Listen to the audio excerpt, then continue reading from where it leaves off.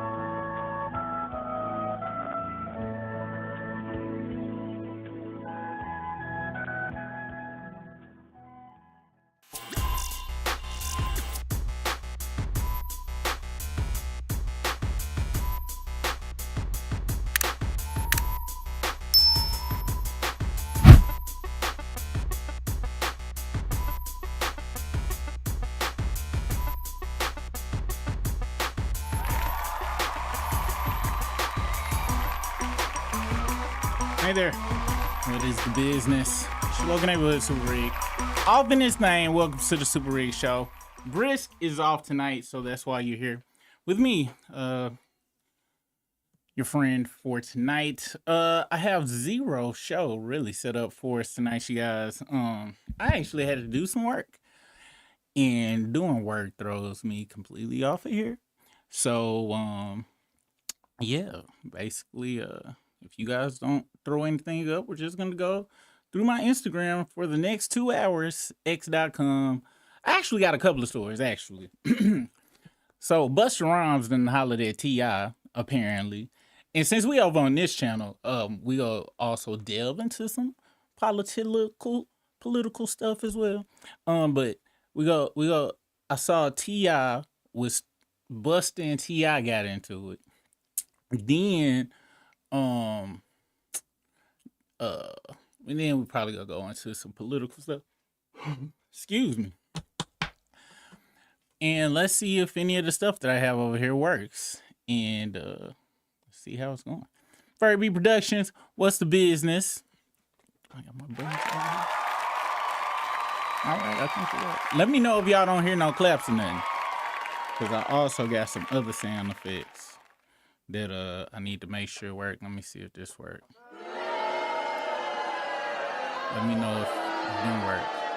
Because I had to add the boom. Because you know I do that more than anything else. Also, let me make sure this button works. Because that's what I'm going to be doing majority of the night. Player haters ball. Oh man, hate.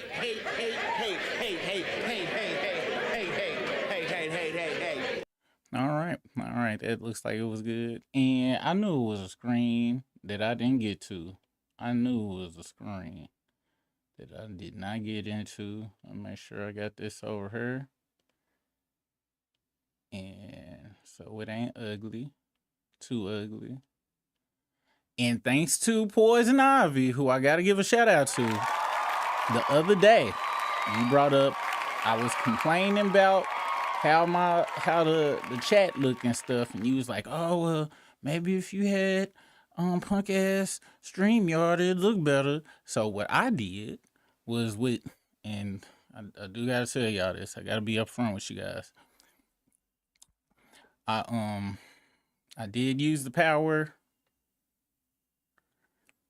I did use the power of AI, and I had to go look up StreamYard's code and stuff, and help me to get mine looking a smidge better. I'm still working on it. It took me 5 to 6 hours to get to where I'm at on this. I'm pretty sure that the Arkansas River is drained now, and that's my fault. I really didn't want to do that. A lot of our bills are probably gonna be $800 this month, but I had to do what I had to do, you guys. It's like I had no other choice. Let me see. I gotta fix these transitions too. It ain't supposed to be doing this all damn day long. Let's see. Okay. Yeah, I know I had it messed up. All right, y'all. So yeah, that's why I look, a smidge better over there, okay? So we gonna say what's up to y'all, and then we gonna get into the stories. If you do have a story, please don't hesitate to put it on the screen. Let me make sure this button works. All right, cocaine is over here. Do I got a good cocaine story? I might have a good cocaine story for y'all. Damn, did I say that cocaine? I might have a good cocaine story for y'all. And we gotta make sure this button work. Okay. All right. So the two most important buttons do work over here. So I had to make sure that's good. Let me see what else. It's another button that needs to work over here. Is it this one? Let's see. Here's what they think about you. All right. Yep. So our Coon watch button works as well. And it's one more place. Gotta make sure it works over here.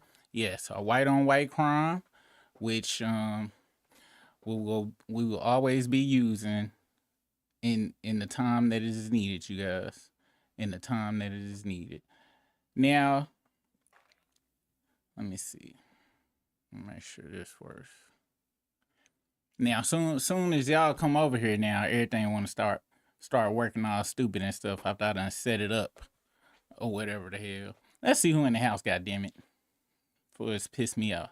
Fire P Production said, YouTube being stupid? Probably so. Oh, I probably need to cancel that live up. Well, no, I don't. I need everybody to come over here. Fire P Productions also said, I left, came back, and it was in the top messages and you was gone. Yeah, that's good. That's why I'm gonna keep it on over there. Poison Out, what's the business? Live after live. Koala. I just learned, thanks to y'all. Cause just last week I would have been like Koala. Bill, Big Zo, everybody is on live. Is something popping tonight? I remember when we used to have Wednesdays, Hump Day Wednesday to ourselves around this time. Unless I'm tripping. God dang it. And I bet you they got something that they gonna specifically talk about in their titles too, don't they? Don't you know what we gonna do?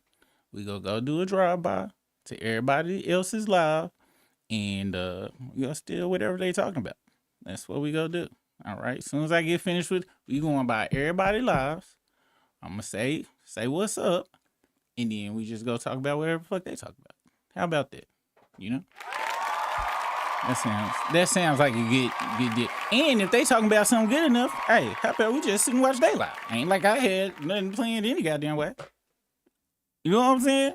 It depends on what they talk about though. It depends. All right. And shout out to having no scruples. Scruples will set you back every time. And you're not prepared. No time to be having scruples off in this thing. What's the business? To what's popping? That made you finish your project yesterday? Oh, let me tell y'all what happened with my damn project yesterday. So last week, okay. Actually, about 3 months ago, I was given a project to do. And initially they had gave it to one of the overseas people. And somebody reached out. It was like, yo, we need you to take care of it. I was like, okay. Now, usually when I get, when the project come in for me, I don't touch it for probably about at least 2 weeks. And then, because, they give us a certain time period or whatever. And then another 2 weeks to go by. And then I'll push it back again for like another 30 days. Well, so I did all that, and then because I'm one of them people, last minute people.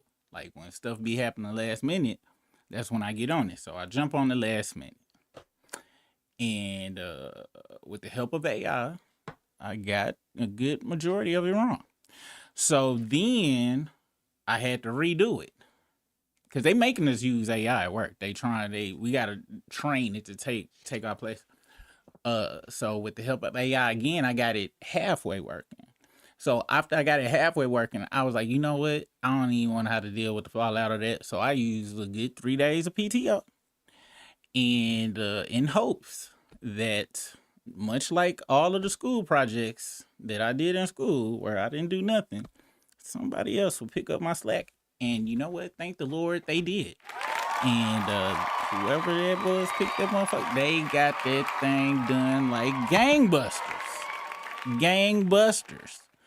So yeah, shout out to whoever, actually be knowing what the hell be going on up there. And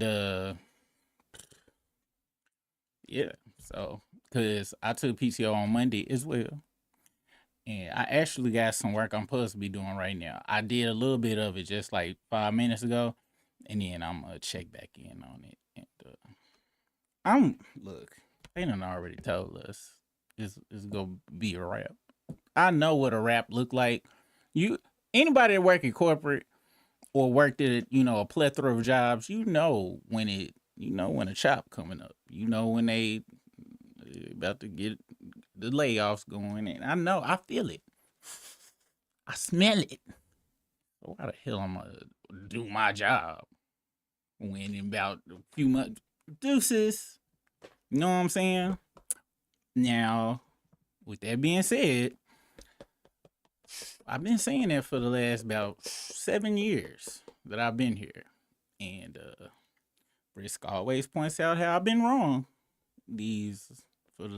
But this time though, I think he he done said, I think you right this time.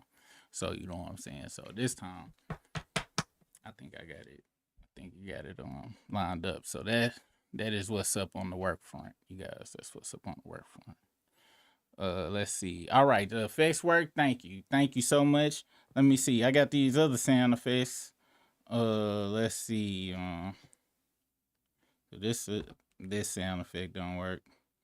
Let me see. All right, that sound effect worked. That's gonna be my timer. So whenever I put a timer on, that's gonna be, because it's way better than that horn. or whatever the hell that first one. That y'all remember my first time over there on the struggle string? That shit was crazy. So I found this Japanese timer sound effect for us, and there's one more sound effect I gotta get popping, and then we go start. What is it called? All right, so then we go come over here. We go drop this down, and then we go get the fuck up out the way. What else I want to talk about before we get started as well? All right, y'all. Let's see. All right, yeah, that's for the '80s babies for us. So whenever we run into some bullshittery, that is what is going to occur. That's what's going to occur. Jaded Mass, what's the business with you? I put the link in there, so it should have just took you to the live. Unless you talking about it when the difficulty of what was going on over there. Super, you got people waiting at the struggle stream. Let me show you why people should not be waiting at the struggle stream, okay? Let me tell y'all why. Okay? This is why people should not be waiting at the struggle stream. When you go to the struggle stream, the struggle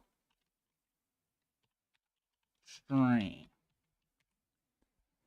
When you come over here, you go there, and it says go. It says go to the Suparig show. You can click on it. You can click on it in new tab. It bring you right over here. Or you click over here on that good old drop down, and it's a link right here. Click that link. Bring you right over here. Click over.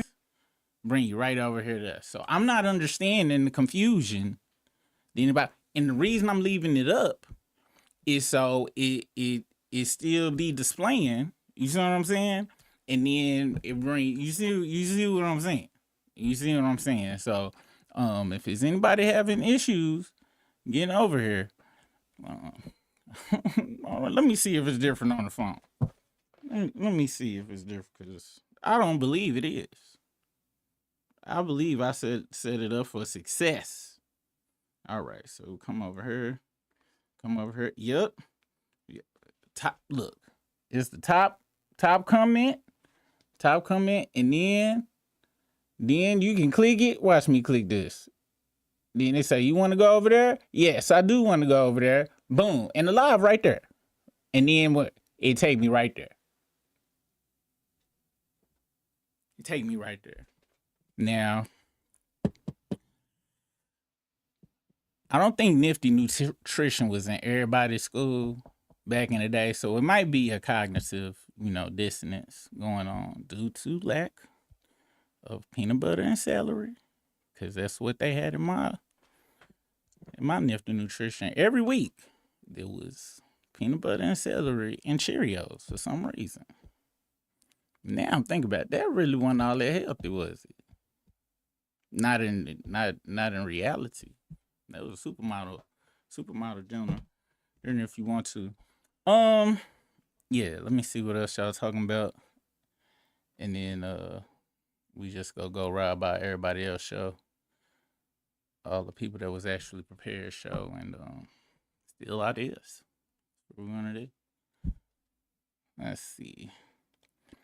So you gotta switch to all messages, otherwise you won't see Lady Lex. Over here, it ain't nothing but all messages. Ain't no memberships or nothing over here. What, she ain't able to pop up over here is what y'all saying? I could have swore I made her a mod. So she over here, but I can't see is what y'all saying. Was that what y'all saying? Let's see. All the rappers are jumping 50. All right, we gonna go. Okay, Papoose is only two people that's done impressed me in a 50 Cent ride off, and that's Papoose and King. Not King's songs though. Not his songs. His songs been trash. I'm talking about his, just talking has been very good and stuff. So yeah, let's see what else. And as y'all see, this is the all message that I had up that I done just lost. All right, here we go up here. If you is here, Lady Lux, please. I mean, Lady Lex, please.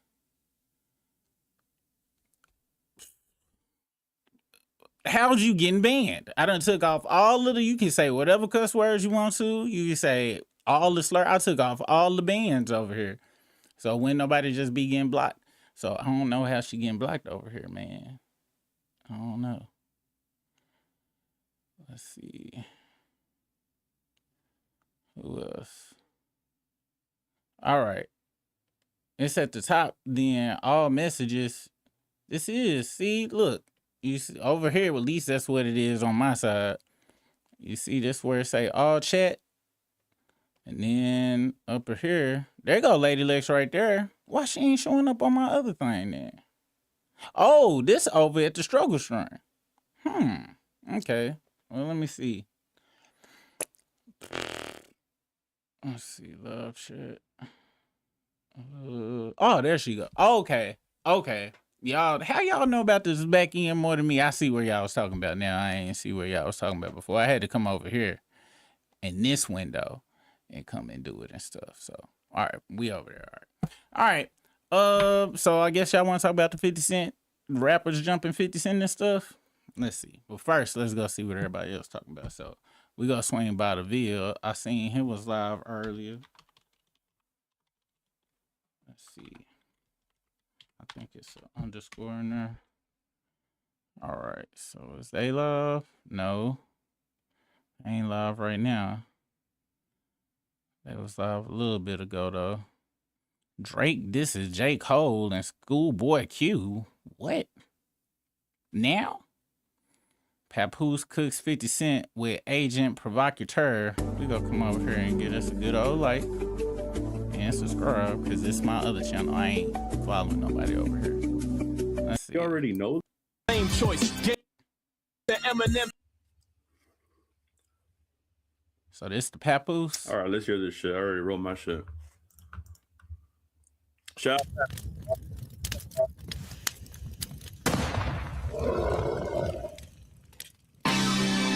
Hey, yo, 50, you a bitch, man. You can't bully no Brooklyn nigga. Oh my god.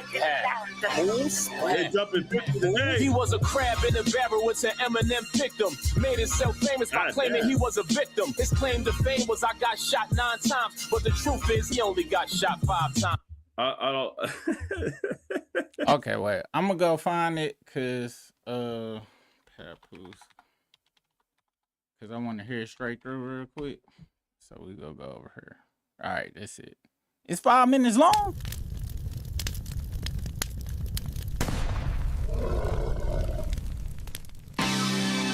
Hey, yo, 50, you a bitch, man. You can't bully no Brooklyn nigga. You are now listening to the sound of He was a crab in a barrel until Eminem picked him. Made himself famous by claiming he was a victim. His claim to fame was I got shot 9 times, but the truth is he only got shot 5 times. He lied cause he wanted to get shot more than Tupac. Lame choice, game voice, G you not. Queens don't respect you, they know you a joke, you clown. You from Queens, but pay Bronx niggas to hold you down. You even hate on your own crew. Why you be dissing Banks? Is it cause he nicer than you, or cause you just a snake? Try to take Mayweather money, put you in your place. Heard that story about how Floyd punched you in your face. Then sick. And I do want to point this out for y'all anti-AIs. I'm pretty sure this is not really Mayweather, and this is not really fit. I just want to point that out. Punched you in your face, then 6 months in shock. You never been upstate. Vivica tossed your salad, she had a shitty face. Black child poked you up, left you with the shakes. Bruno Carvalho yapped your chain and ended up with a case. When he got shot, they tried to take his face. They didn't put doo-doo on her face. And it ended up with a case. When he got shot, they tried to take up, left you with the shakes. Bruno Carvalho yapped your chain and ended up with a case. When he got shot, they tried to take his face off. That nigga jaw was wired up like Jake Paul. When I seen his first movie, I knew he was fake, dog. His man pulled out the gun, was ready for straight wall. He said, we gon' get him another way. Straight fraud, nigga shot you up and all you wanna do is make songs. Heard you diabetic, take care of yourself, you getting older. If they amputate you, I hope it's your head from your shoulders. I'm not concerned about how much money can Curtis show, cause he bankrupt, so mathematically Curtis older. Only Curtis we respect in hip-hop is Curtis Blow, but the question is, how much dick can Curtis Blow? Pause. Seen a picture of you smiling, holding the... was holding them dildos. Wow. Dildo, talk all that gangster talk, but is it real though? That's why you say get the strap. I didn't catch on when 50 say get the strap, he mean get the strap on. You need therapy, that's the answer. Not mental therapy, chemotherapy. You a cancer, that's your horoscope. Before you came out, New York was dope. All the guards was woke. Hip hop was flooded with bars and quotes. First you snaked the game and sold to Young Buck with your art and soaps. Disrespected Banks cause he wanted time when his father croaked. Your own son protected his mother, did what his father won't. Disrespect your homies, why you cut all of your partners broke? You ain't this Eminem, he your slave master, you are a joke. Tony Montana voice, I should step on you, you cockroach. Need a larger coat, the gun is so big that it's hard to tow. At your funeral, we gon' send off doves, no bars of soap. Do what artists won't, I just don't think that you ought to go. Just give me my flowers, I want the stem in the artichoke. Yes, you are a host, how you gon' say that the guard is broke? I got so much ice that I can deport you, get on the boat. Finger on the toast, G-Unit falling like dominoes. Not the pizza shop, I squeeze the Glock and they all be ghosts. Who you trying to roast? He shows a lot of dishonor though. These are God's results, Papoose gon' get him if karma don't. I want all the smoke, man, I'ma swing to your jaw get broke, and you start to choke. Look at you, I got you on the ropes. Murder Inc. defeated you in the street, you just lied the most. The locks killed you on some D-block shit with the rounds they wrote. Rick Ross won, your other beef was kinda close. More losses than wins, testing Papoose, vominos. You won't be ashamed to have herpes if you were smarter, cause you can avoid passing it to your sex partner. That's too much, boy. Your baby mother threw you under the bus, I guess Daphne didn't bring you too much joy. Hiding that you got herpes makes you a fuck boy. Why you don't just admit it like NBA young boy? You laugh when Jewels got caught with a gun, then you laugh when Supreme blew trial. Are you dumb? You laugh at Jimmy Hinchman bid, this hoe is frail. I know about you dry snitching on him, I know it well. What type of street nigga laughs when somebody go to jail? You think last summer was hot? Wait till you go to hell. What sense of humor is good, I'm convinced. But what is the sense of humor when a person's humor makes no sense? A nigga disrespect Papoose, I knocked him out. A nigga disrespect 50, he put a doc you out. We not the same, puff at your girl inside his house. Everything I do for morals and principles, not for clout. If you ever talk to 50 in person, you gotta shout. His breath smell like he got a whole pile of shit inside his mouth. Was scared of Maserati Fox, God bless the dead. You know he shoot niggas from the waist up, arm, chest, and head. Heard he deaded you on your money, took off with your bread. You ain't do nothing cause you a cop, you mob with the feds. I turn your legs to spaghetti, can't walk with your legs. Put your fat ass right to sleep, go on, get to bed. Used to listen to you in the car, you worthless dog. Your cartoons ain't been the same since Smurf been gone. He the one who was putting in that pain, him and Damo. You ain't putting work on Homo, you live by the 48 laws of power, a book for sinners. The Bible or the Quran is what you should consider. Allegedly you burned the house down. Look bitch nigga, your baby mother don't want you no more, you looking bitter. Them steroids that you taking got you looking bigger. You dismay no Fab and Pap. Brooklyn niggas, the real 50 Cent from Brooklyn. Look bitch nigga, just remember you got your name from a Brooklyn nigga. The US kidnapped the president of Venezuela while we was distracted by 50 Cent's propaganda. I think he worked for MAGA, sent to distract us all. Used to be a rat, now he an agent provocateur. They put us in danger in the midst of the night. That's why they had to cancel all the Caribbean flights. Never gives good advice cause he mentally can't. Doesn't display forward thinking, he's not really advanced. YouTube was working for him if he gives him a chance. Some of them are literally suck his dick through his pants. I can see straight through him why these idiots can't. He promising them he gon' do a bunch of shit that he can't. Even when he has friends, he takes the enemy stance. Cause he works for the government, he just the industry plant. They don't do fact checks, supposed to listen and learn. Just regurgitate a whole bunch of shit that they heard. He got them all under the wing. This shit is absurd. He has a lot of wingspan cause this nigga's a bird.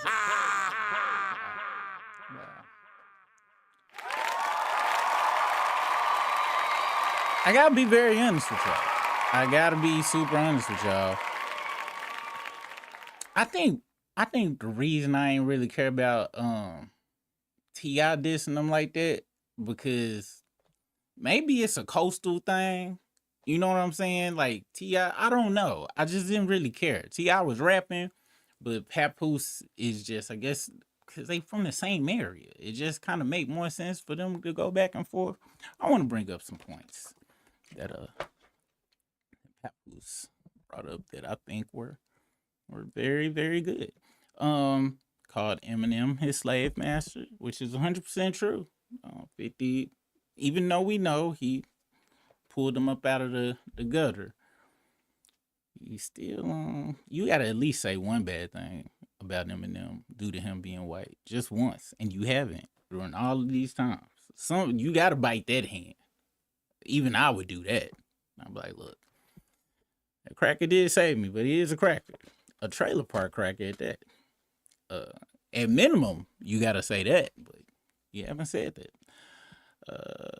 Dildos. You playing with dildos. He mentioned that. And thanks to King. Thank you, King, for providing the visuals. Why you didn't put them visuals since you was using AI? Papoose, you should have put the dildo. Had them jacking them off. Maybe that would have been too much for you too. Next up, herpes. Which, since we know Daphne Joy and Cassie was out there spreading it far and spreading it wide. The STDs, that is. 100%. Now, with that being said, though, this entertainment industry, who don't got it? Usher. Allegedly. Rihanna, Chris Brown. Allegedly. But still, though, putting it in song form, I'll give you props for that. Shitty breath. And we know Papoose done talk to him. And when the last time you heard a rapper say another rapper's breath stank in a diss? That means it's got to be true. It's got to be true to me. That's some personal shit, your breath stank like that. And I got to be honest, 50, you do look like one of them shitty breath dudes. Because you be touching dildos and probably be eating right after that. Speaking of eating, got diabetes. Because he is fat, according to Papoose. And yeah, 50, you had that gut on the Super Bowl. They hung your fat ass upside down, so it wouldn't look that bad. But we saw that goddamn gut hanging out that goddamn wife beater you had on. And I'm surprised he didn't bring up the wife beating accusations and stuff. Maybe he did, because Papoose was very dense. That 5 minutes went by very fast as well. He brought up your steroids, which, I'm gonna be honest, I think it's, now you just be doing creatine and shit, water retention. But you got diabetes, and he said that he hopes that they amputate his head from his body. But if you got diabetes, 50 Cent,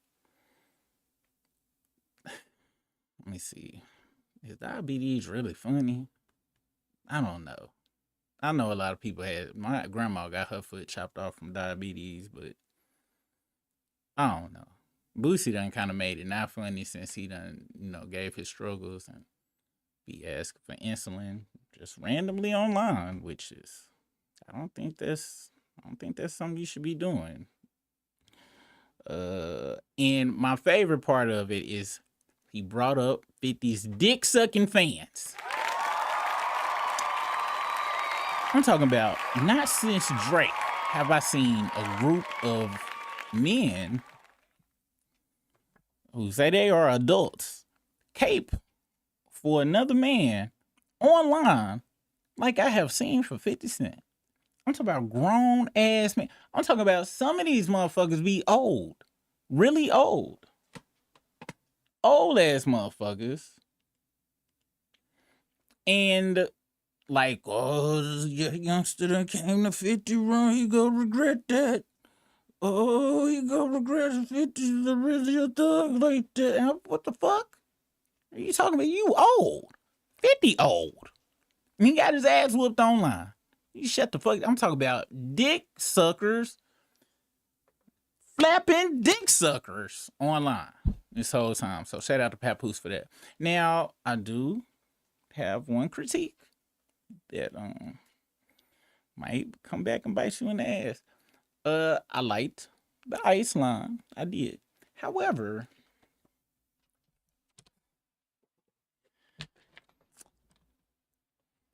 I don't think you purchased that ice.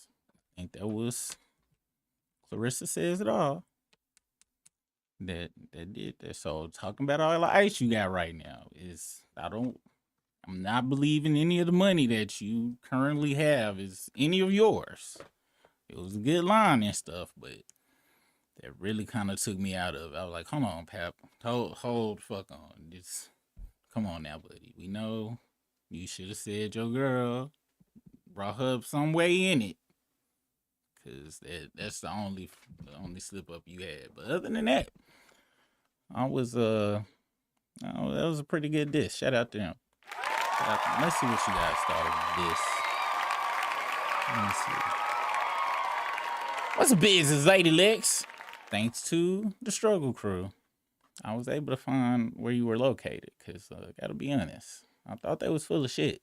I was like, I don't know what messages y'all talking about. Let's see. T.I.'s from the South like you, sir. That ain't got it. I don't play Fade. He didn't say. I'm gonna be very honest. I said this, but just, I don't understand why T.I. was really rapping towards 50 Cent. It looked very thirsty coming from T.I. I know he attacked his wife and everything, but a diss song every day, and you don't personally know him and shit like that. You know what I'm saying? Papoose was saying all sorts of shit about it. He keep Brooklyn niggas around. He was bringing a Smurf, all sorts of 50 Cent specificities and shit. While T.I. was just kind of, he was just rapping into the void. I mean, he was rapping, but King had already cleaned up the whole thing. He just had that new song with Pharrell, and he was trying to kick up dust for that. I'm sorry. I don't give a damn if he from the South. He could have been, T.I. could have been my goddamn, T.I. could have been my twin brother. And I would have came home. I would have looked, bro. Like, why are you doing this, dude? Like, your Pharrell song ain't gonna pop off like that. I'm trying to tell you. Plus your son already cooked them. Every day, you ain't got shit else to do. You ain't got no more songs for the album, do you? You done ran that up. You got ChatGPT right there. Cause every day, the new one, every day.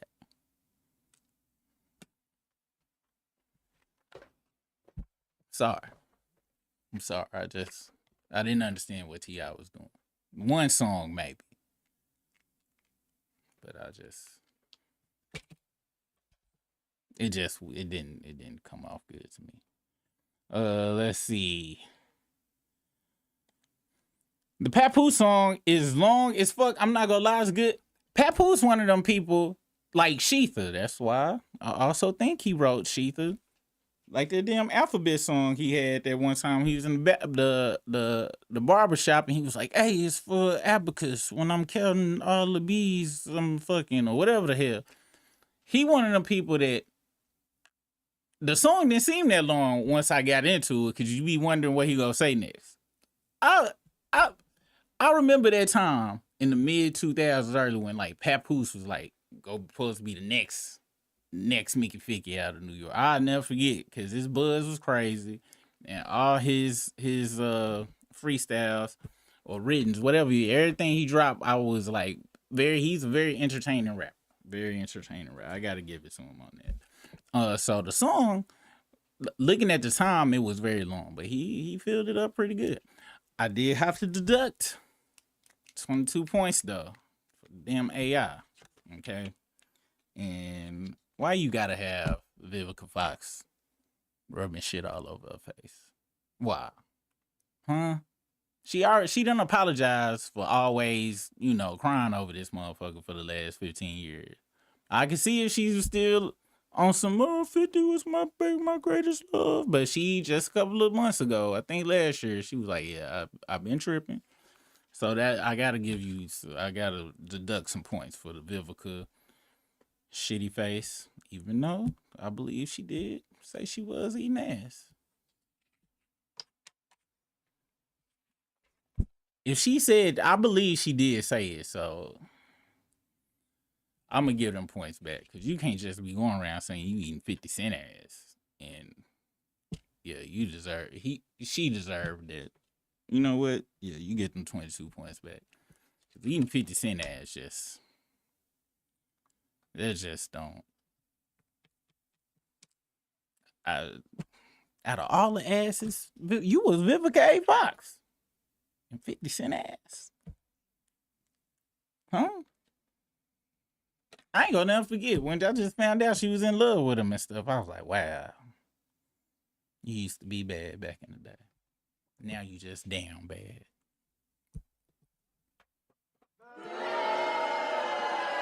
That was a good one. All right. Take that off the list. I thought it was a good one. Let's see what you guys are talking about. Let's see. As a Queens native, we indeed think 50 is a clown. Word. I'm be honest. After King came down, knocked down all the buildings and shit, and then all the 50 Cent dick suckers came in. He was just a few weeks ago. It was all good just a week ago, or just a month ago or something. He had trolled somebody. Like just the other week, I was giving his props for kicking Marlon's ass all up and down the Instagram streets. And look at what King did. Came and used his own playbook. Found some gay ass looking pictures. Not that there's anything wrong with that lifestyle, but he found some gay ass damn pictures, just like you found the Marlon. And yours were even worse. She was holding dicks. Multiple dicks. In multiple pictures. Inside the packaging, outside the packaging. And it was all Caucasian. And now, based on what Papoose said, that was probably an Eminem deal, though, Dick, that you was holding, because you have technically been sucking that nigga's dick for the last 28 years. So, yeah. It's probably where you got their herpes from. It probably wasn't even the goddamn Daphne Joy chick. You probably got them damn herpes from touching them goddamn white boy dildos. You nasty. And that's why your breath stink. It go all the way back to touching white boy dildos. They probably, I wouldn't be surprised if they weren't fresh out of Drake's ass. It's even back then.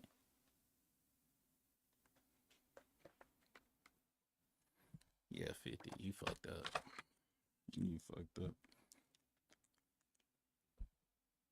Yeah, Pap killed them. No matter how good a Pap song is, it's still a Pap song. I can't explain it. I ain't never had no problem with Pap, because Pap is like a rapper. He can't make good songs, but he can make good, I'm a rap for 22 minutes. You know what I'm saying? Like, he a good battle rapper on music. Because most of them URL motherfuckers, when they try to diss somebody to a beat, it be like, yo, look, we just need to hear the crowd. You just need a background of crowd. And people saying, shh, hey, calm down. Settle down. Let them cook. Like, we just need that to be the background. Y'all don't need no music.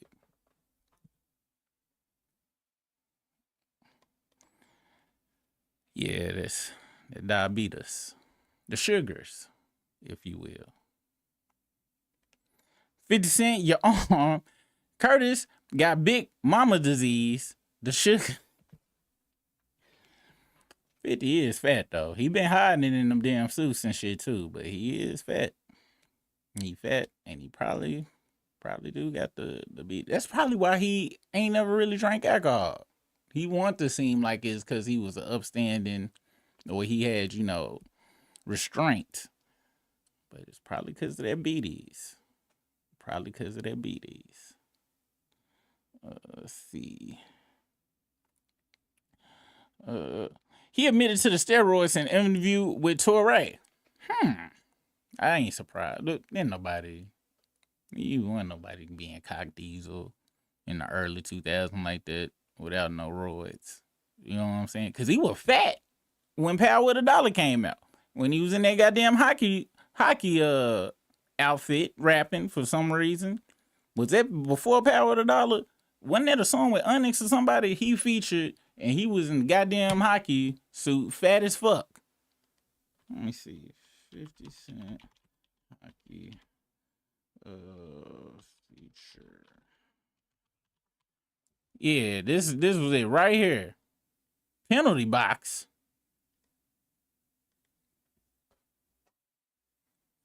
Let's see.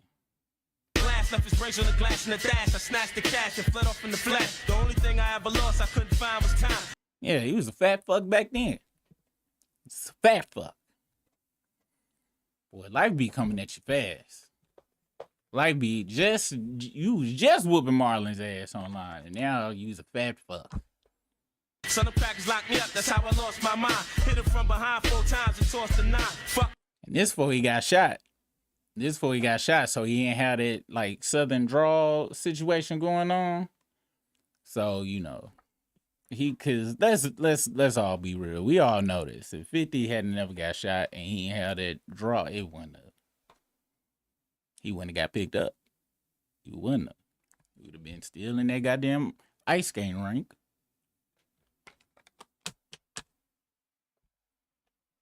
Doing Mighty Duck shit.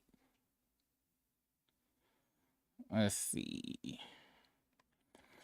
His chat is usually there to be entertained. We learn how to entertain ourselves over it. Yes, just like my children. At the age of 3. Was cooking beef Wellington on their own. You know why? Because I was like, look, I can't open that Lunchable for you, dog. You gonna have to figure out a way. I don't know what to tell you, but I gotta go. Come back, beef Wellington. And now look at y'all. Y'all, I be looking at the chat sometimes. I be like, these motherfuckers is talking about Bible verses. They having church in there. We over here talking about other things, and y'all be into, and I be proud of y'all. A little bit, I'll be like, damn, we must not really be talking about nothing they want to talk about. But at the same time, y'all still be here though. So hey, you gotta take a win when you can take a win. Let's see.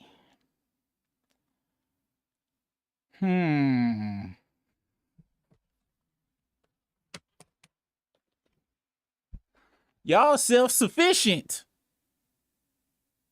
Self-sufficient. I'm proud of y'all. Let's see.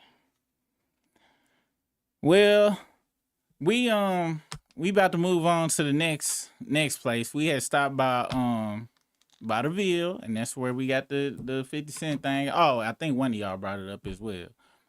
Now we about to go by. Let's go by Big Zo.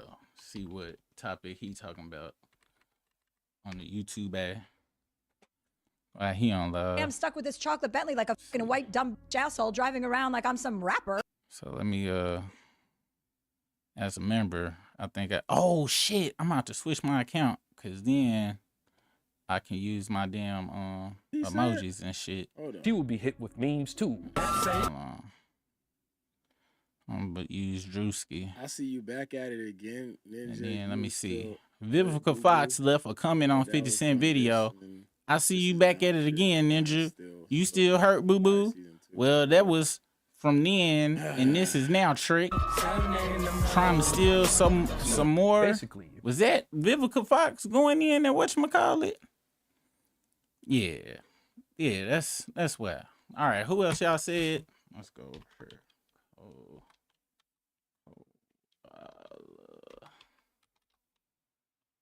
I don't know how to spell koala. Oh, this look like it is. All right, koala. We'll do academics.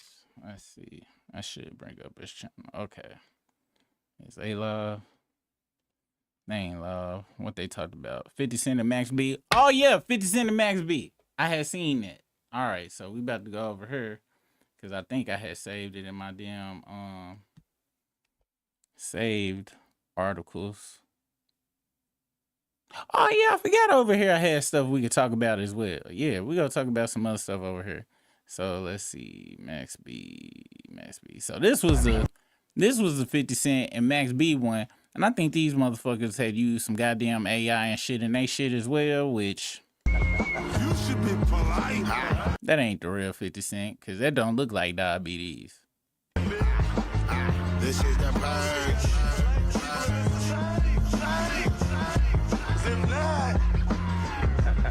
This is what happens tonight. Fuck you. Fuck you. Yeah. Fuck you. And you don't even count, little nigga.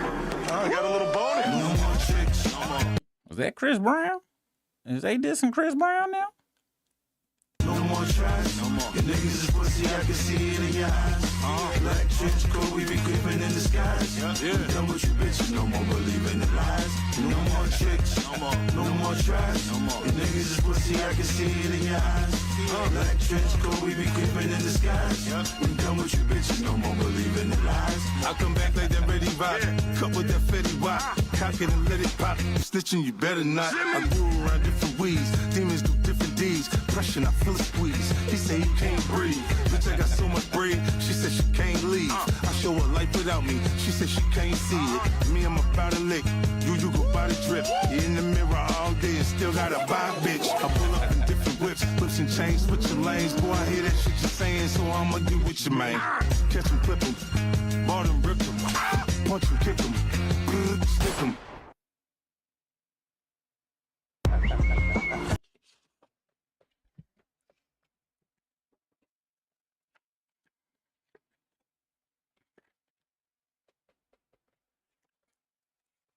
I told y'all 50 ain't no rapper.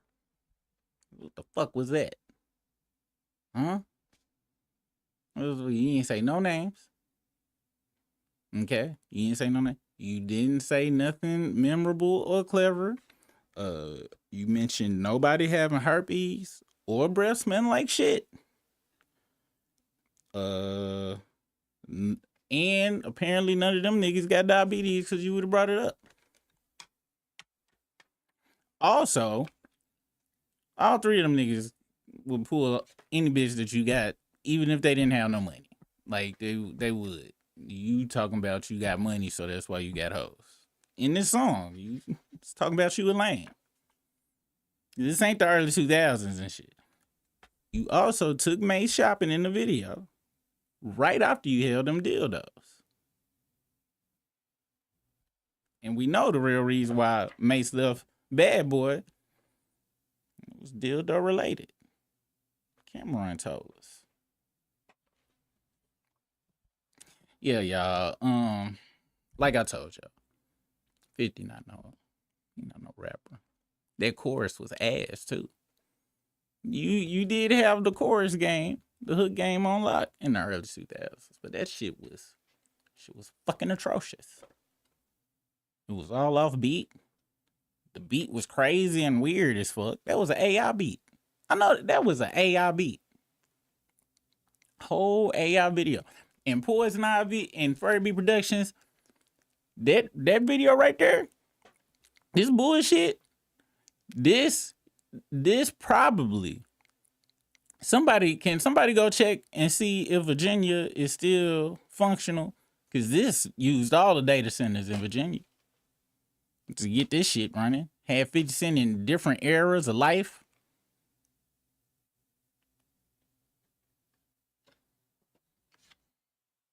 That was ass. 50, that song was as ass as your breath stank, according to Papoose. And you fucked up rapping now. Because now you looking flabby and sick. Flabby and sick. Nigga, this is not 2002 no more. You can't just come out rapping like you just in the club just came out. Since Papoose actually got lyrics, lyricism never dies. Especially if you dissing somebody. So his shit sounded fresh. Yo shit sounded like shitty breath was on the microphone. I wouldn't be surprised if that whole damn shit went AI. I wouldn't be surprised if the damn song itself wasn't AI. The only reason I'm not gonna say the song is AI so I can call it shit and say 50 Cent whack right now. It probably was, if we being honest. Because the whole video was AI. Papoose, you use that shit too. I don't be using it for visuals. I use mine for, well, I guess the chat thing is visual. Let's move on to another topic. See what y'all talking about out here in these streets. Let's see.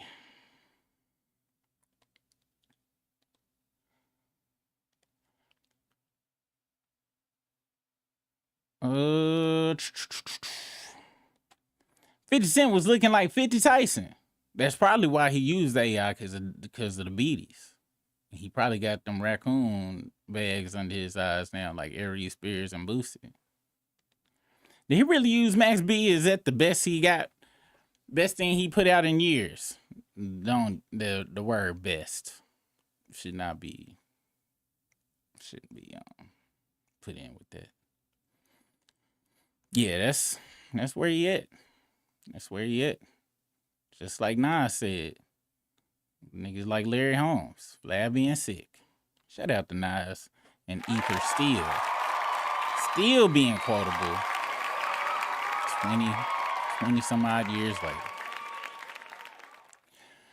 50 really think he's going to live through memes and AI jokes? Yeah, no, niggas, 50 niggas is literally smoking Miss Jackson packs right now. They is smoking Miss Jackson packs. I'm not saying Tookie packs anymore ever in life. I'm always referring to it as Miss Jackson packs from now on. Because King took it to somebody's mama. You can't come back from that. Your ass should get the fuck offline for a couple of weeks. And go fucking work on another goddamn Power spinoff. You lost this. Now Papoose whooping your ass on the mic. Because I gotta be honest, y'all. Fabulous when he went in the booth. I'm gonna be very honest with y'all. 51 lying about their studio space. And it I could kind of tell that they was over there trying to fund a rinky-dink production. So when Fabulous went in there, I remember not really giving a fuck because I was like, y'all need to be concerned about playing that goddamn rent. But Papoose got this Clarissa money behind him. That video was in 4K.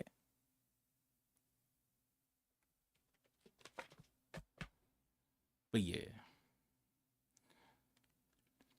We just had Crazy Thunder in Delaware, so I believe it. Yo, everybody that's going through, if it's a storm system going through your area, please stay safe out there on some real shit. Last night, it was saying out on some real shit. One of them motherfuckers went off last night. I thought we was getting bummed on some, and I ain't even joking with y'all. It was like 3 o'clock in the morning, and I saw a flash of light, and it felt like it was 20 minutes later, and ground shaking, like, and it knocked something. It was knocking pictures off the wall. For real. And that was just thunder and shit. I was like, God damn. Damn Iran and came over here. They said they was gonna bring them goddamn drones over here. And them some big ass drones. If that was, because that's what the fuck I thought it was for a second. Y'all had a New York be having earthquakes? Word. Glad y'all good, man. Glad y'all good. Let's see. Yeah. I mean, because I ain't know, and I'm glad you put it in there. I've been thinking it was Tukey this whole time, but yeah, Tuka, I ain't know shit about Tuka, but I know about Miss Jackson. And that's way more, that's actually funny. Because 50 Cent don't give a fuck. Once you tell me you or make display in any way you don't give a fuck about somebody that other people think is important to them, well, I mean, all the jokes don't matter. And smoking on the Miss Jackson pack. If I still partook, I would have been hit up King Instagram to get my order in so I could have it right here. And be like, hey y'all, let's take we're gonna take a short break. I'm about to light up this Miss Jackson pack over here, you guys.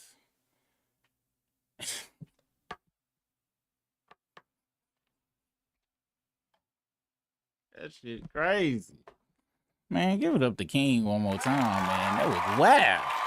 That nigga went for the jugular. Real fast, too. That was like a day and a half into them going back and forth. Dicks had this nigga holding dicks and smoking his mama. What? Wow. What kills me about the whole Jim Jones landlord thing is that now that 50 is involved, you know they ain't gonna pay their rent until the court orders come to. I mean, don't nobody really give a fuck about that goddamn rent. I'm gonna be very honest with you. Like, that's why the motherfuckers would like to fuck out. I got a feeling that rent should have been very affordable for 4 niggas. 4 niggas should have been able to pay their rent. Like, really be honest with y'all, something off. Like, if they was 17, 18, even maybe 23, 24, and they was like, man, we ain't paying that goddamn rent, and they pulled out, a big squad of money and was like, nigga, I'm balling, I would have been like, all right, they young. Don't nobody really would, but over 45, you need to be paying your goddamn bills. You need to be paying your damn bills. It was Jim Jones, Fabulous, Mano, it's got an I in there, don't it?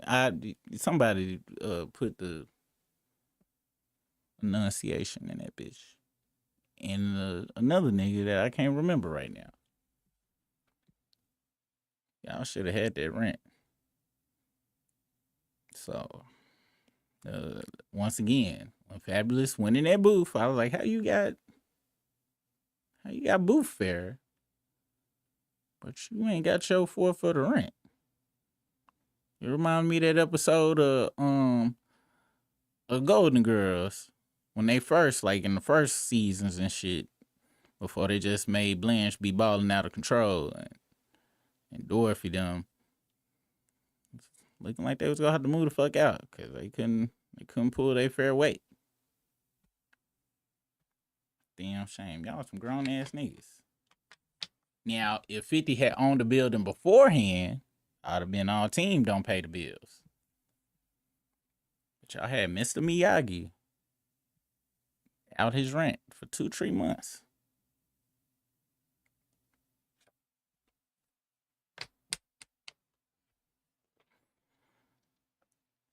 It happens often. NYC is damn near on the fault line, but we get really light ones that you mostly don't feel. I lived in NYC for 43 years. I only felt one earthquake. Damn, y'all on the fault line? That's scary. That is scary. Yeah, 50 did do a cam. He did pull a cam on them. Yeah, they hadn't paid the rent, but they had a 5-year lease.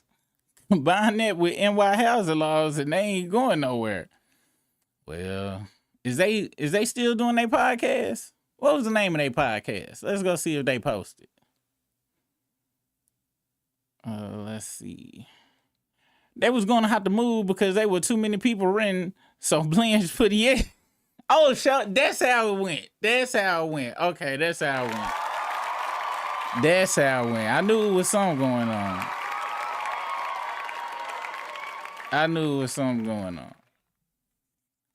Man, Golden Girls, such a good show. Wow. Hey, this is just food for thought, and we gonna move over to another topic. But you know how living single was friends before friends. I always feel like living single was the Golden Girls, just the black Golden Girls and young. What y'all think about that? Y'all let me know. What y'all think. Because you do know in the first couple of episodes, they had that gay cook dude. And I don't know about Obi. But I think Cal might have originally was supposed to fill in that role. And they was like, we can't do that after Martin and New York Undercover. Plus, what if everybody find out that the 2 niggas from New York Undercover fucking and we try to do that? They not ready for that yet. Not on a Thursday. All right, let's move on to another topic. Let's see. All right, so I'm gonna bring this up real quick because this was crazy. I got. So all my super religious people out there, okay, I want y'all to really listen to what this person is saying. I really do. Because my brother's them mama, I'm talking about stern super tither. Now, she is set for life, so it ain't nothing we can really say to her. Well, they can say, because I don't never say nothing. Miss Little Lady, I don't never say, you know, I say you do whatever you want to with your money. But my brother, he be trying to come for it, but she be like, but I'm balling though. So what you gonna say? What I'm supposed to stop now? You act like I'm broke. And then it kind of shut the whole situation down. But these motherfuckers that he talking to, I don't think they in this situation. Check out what this bastard had to say. Hey, my tithe is what? 100. So, man, I got to pay my daycare. They're going to kick my kid out. Here we go. All right. Also, I need to pay my phone bill because T-Mobile about to cut me off. Grocery. My kid's hungry. Oh, the Lord. Oh. Here's the Lord. Here's your $100, Lord. Thank you. And then here's my mortgage payment. Now, you say, well, Pastor, that's good. That's not good. Now, see, here's the difference. I'm helping somebody right now, because if you just switch the order, you'll see some increase come. Most people do what I just did. Watch this. They gave a tenth to the Lord, but they didn't do it first. We gave him a tenth, but this is how you can give a tenth and not give it first. But the scripture says the first one is what? So I done gave my money to somebody, the holy money. I done gave it to the phone bill people, and you only give the tenth first to somebody who can bless you. So let me y'all give me my money back. Give me that. Give me this. Give me this. Give me this. Give me this. Thank you. Give me. Thank you very much. Now this is what should have happened. So who should I give to first? The Lord. Switch places with somebody, Lord. So it don't matter where the Lord is on this. What matters is if whatever comes out first belongs to who? Okay, so here you go, Lord. And so watch this now. As I begin to pay other things, and let's say now it looks like I'm coming up short, God is obligated at that point to supply all of my need, because he's supposed to do that because I've honored him with the first.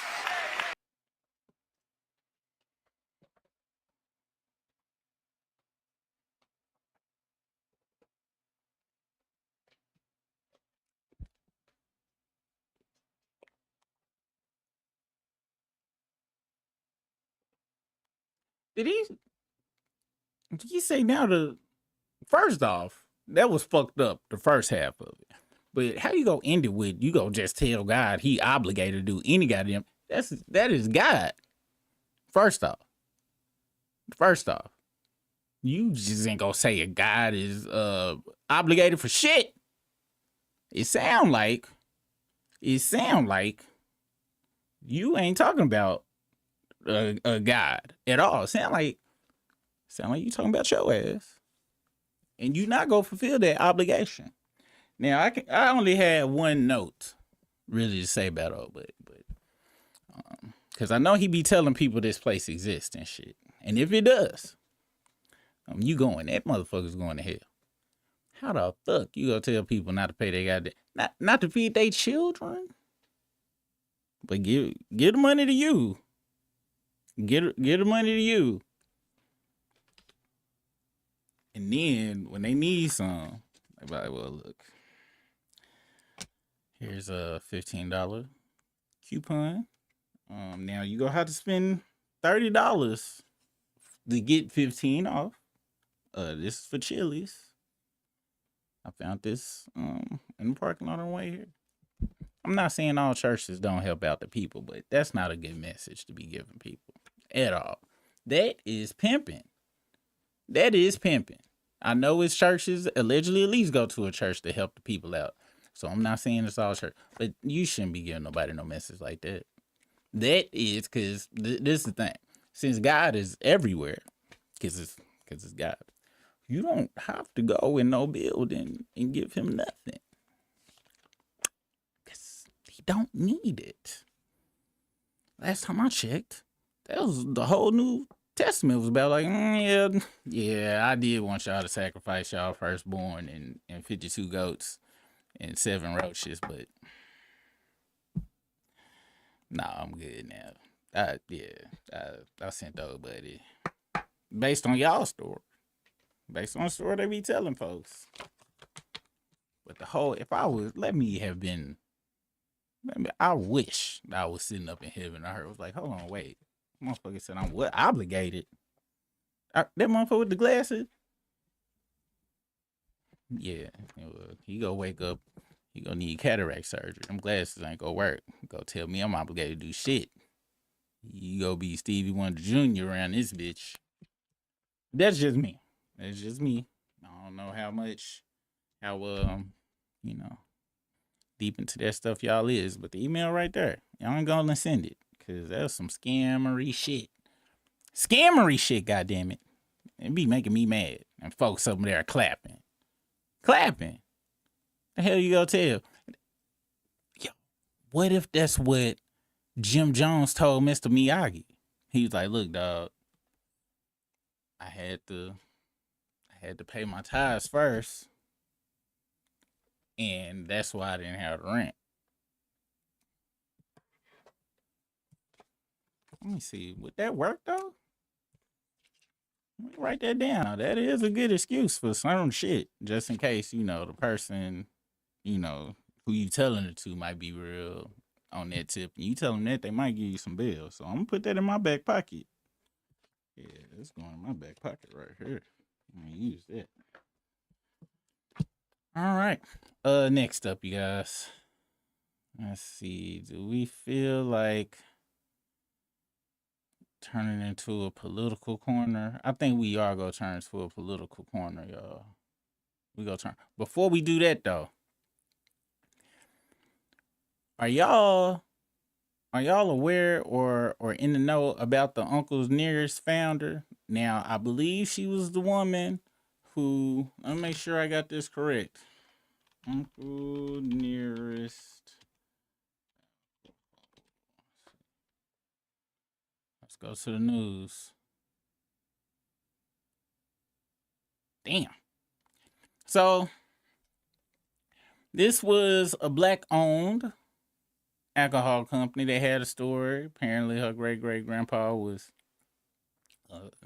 best friends with Tennessee Williams. Something like that. I forgot how the shit went. But it was popping a long time ago. And last year, a couple of years ago, they was in debt. It looked like they tried to, move some money around. And looks like they wasn't able to move it around. And now they owe $20 million to somebody else. Now, somebody put Jay-Z in this. Everybody in the comments was talking about, yo, why you put Jay-Z in there? He didn't need to be in there. But let's read the story because it's very interesting to me. It's according to Ball Alert. For many years, people rooted for Uncle Nearest founder Fawn Weaver. She helped bring global attention to the story of Nearest Green, the enslaved distiller who taught Jack Daniels the charcoal filtering technique. You see how I put Daniels, I put an S on the end of Daniels? Why we always putting a S at the end of shit? Every time. Sonics. Let's see. Weaver built an entire whiskey empire honoring that legacy. Expanded the Shelby Distillery and launched college tuition programs for descendants of Green. Wait, hold the fuck on. Wait, hold on. So the story is about Nearest Green, and then you launched college tuition programs for the descendants of Green. That sound like you was keeping the money in the family, goddammit. That sounds very Caucasianish. It sounds like you was. It sounds very white. We gonna continue though,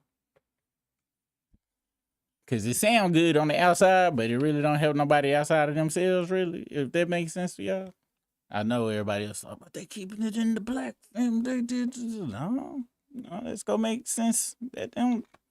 I wasn't rooting for that shit. I was like, what about my child?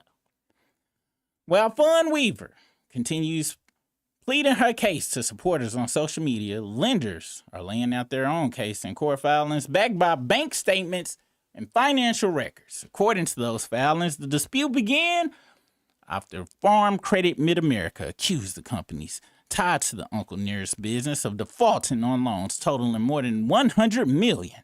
At the same time, many of Weaver's supporters online have been calling for black billionaires to step in and save the brand from creditors. And one of them effectively did.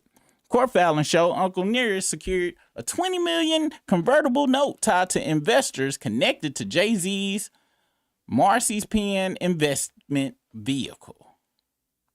Yeah, they did clickbait with this. The financing was supposed to provide breathing room for the company while the company dealt with pressure from its primary lender. But the situation didn't stabilize. According to the filings, the $20 million was later transferred into accounts tied to another entity controlled by Weaver. In testimony referenced in the case, Weaver said the money was moved to make sure the lender holding the first position lien on the company asset could not snatch the funds. Now the situation has escalated again.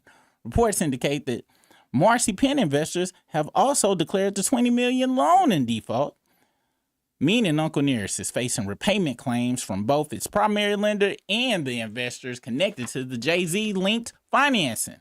The case is now unfolding in federal court as a court-appointed receiver reviews the company's finances and traces how tens of millions of dollars moved between entities tied to the whiskey brand. I'll tell you how that shit happened right now. Goddamn college funds for the descendants of Grant, aka her goddamn self and her damn children. I bet she got a damn she got a full ride to herself to whatever the local community college is, but she put down it was $500,000 a year or some shit. Yeah, as soon as I heard about that damn whatchamacallit. And I always you know what? I do want to bring this up real quick because to me, this was a Dr. Umar situation. Flat and simple. And I can hear people now, oh, it be your own going against you. No. I'm cool for hitting licks. I'm 1,000% cool. When it's on others, not your own community. And I think she almost hit a lick on the other community, but didn't do it right and kind of fucked up. That farmer's place bank thing she loaned on, she took a loan from and stuff. They decide, and she didn't have all the ducks in a row, and they go get their money, and but I really feel like she leaned on being, you know, a black woman to, you know,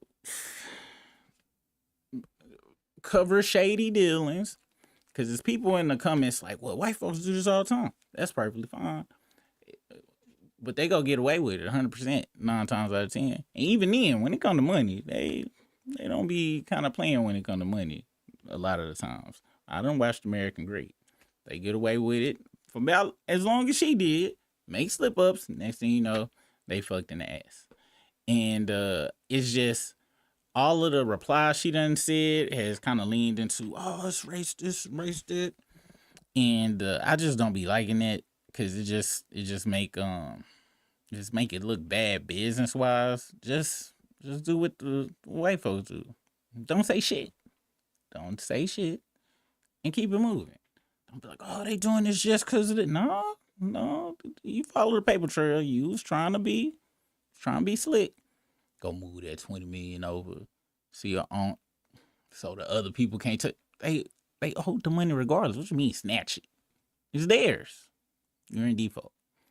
But I just hate when we use it. That when you caught doing actual fraudery Because then it lessens it when it is just because of this. You see what I'm saying? But it is what it is. And also, I'm just now noticing this. Unless them contacts. Looks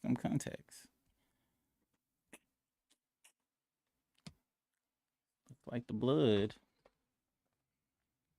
This is in there. Whispered in there, was like, you can get away with it.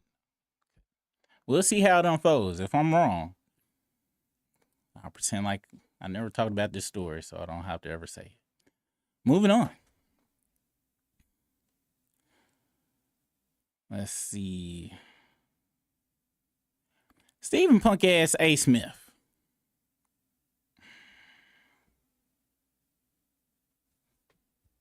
Here's what they think about you. Here's what they think about you.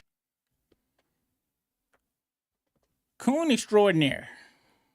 He really pisses me off. Y'all hear it if y'all ain't. I'm gonna let y'all hear it. But the Kamala Harris thing, I am going to tell y'all right now, I'm on the verge one of these days real soon of blowing a gasket. If I see that lady, figuratively speaking, in our face one more time talking about she told us so, it's pissing me off. Because it's implying that we didn't support her. Nearly 75 million people voted for her. You had a 107-day campaign. 75 million people almost showed up to vote for you. You had $1.5 billion to spend. We supported you. Why are you sitting at a memorial service in a church with number of black people around you talking to us about you told us so, like we didn't support you? I voted for her. Most black folks voted for her. What are you talking about? We supported you when you didn't necessarily earn our support. You didn't go through a primary. You didn't scallivant around the country earning our vote, knocking door to door. You didn't do that. You bypassed the primary. You were handed the presidential nomination for the Democratic Party once Biden stepped down. You had some people in the Democratic Party laughing about the fact that, you know what? We're glad that Biden stepped down when he did, because had he stepped away earlier, there would have been a primary. She wouldn't have been a Democratic nominee for the presidency. And after that, you know what? She wouldn't have had that opportunity. It wasn't us that went on The View. And when you were asked, is there anything different that you would do compared to what Biden did? I really can't think of anything. We didn't do that. You did. But the Kamala Harris thing. Before I go into that, I'm going to answer your question of why she went in front of black folks, as you say. She went in front of black folks and said that. Okay, this is why right here. I did not vote for Kamala Harris. Yes, sir. I did not vote for Donald Trump. Yeah. Unlike many black people who believe you must vote even if you have nothing you're looking for, I'm not in that group. I had an economics professor in college that would always talk about how to abandon emotion whenever you're in a financial or economic negotiation and how to dominate that negotiation. And he had a very interesting leveraging tactic that I never forgot. A green guy is locked in a room with an orange guy and $1 million, and the clock has 1 hour, and they tell him, look, all y'all got to do is decide on how to split up the money, and we'll give it to you. But if not, you get nothing. So the green guy says to the orange guy, like, look, this is easy. Let's just split it 50-50 down the middle, $500K each. The orange guy says, nope. I'll take $600K or no deal. The green guy's like, wait, what? No, that doesn't even make any sense. So they argue back and forth, and eventually the time runs out, and the green guy doesn't take the deal. So he walks out with his head held high, no money, but with his head held high. He kept his morals. But what he didn't know is that the rules for the orange guy was a little different. The rules for the orange guy was if there's no deal made between you two, you get to leave with $500K. So for the orange guy, there was no reason for him to accept a deal that did not give him more than $500K. This concept is called BATNA, best alternative to a negotiated agreement, and it teaches us the most important rule in negotiations. A deal only makes sense if it's better than what you would get with no deal. Even if a deal feels unfair, if it's better than your BATNA, you take it. So what did we learn? What black people got with the no deal option was Donald Trump, which gives us a rise in black unemployment, a rise in gas prices, another war, a retrenchment of DEI, retrenchment of affirmative action. Barack Obama posted on his page as a monkey, and a banning of over 500 black books. A deal only makes sense if it's better than what you get with no deal. This also teaches us something else about negotiating. The rules that you're negotiating under ain't always the rules that your opponents are negotiating under. Oh yeah, and black people are always under different rules. So when we were listening to a white leftist talk about never vote for Kamala during the election, think to yourself, were they communicating to me under the shield of their father's loft in Williamsburg and under the shield of a Democratic mayor and a Democratic governor passing progressive policies? And with the tangible consequences of this president affect them the way that it would affect me. You see, they're saying they can't vote for a candidate because they haven't fallen in love with them. But our ancestors knew something very important. We don't get the privilege or the luxury of falling in love with our political candidates because this political system don't love us. Politics ain't a love story for us. It never has been. It's a business deal, a negotiation. And we have to win each negotiation because when we lose, we don't have safety nets. Food for thought, food for thought. That is why, coon-tastic, no hairline motherfucker. Fuck are you going? And it's cause you talking about you want to run, so you showing massa. Oh, I could talk down to the black women's and the black men's. I could talk down to all of them. Watch, for no reason too. No reason, sir. I sure can just do that for you, sir. Yo, fetchy stepping motherfucker. What's the point of that? Bringing that shit up. She did tell motherfuckers, because it was some of us that went out there. It was like, oh, I'm not gonna vote. Because they were under the impression that, well, if I don't vote, if she was just the most horriblest.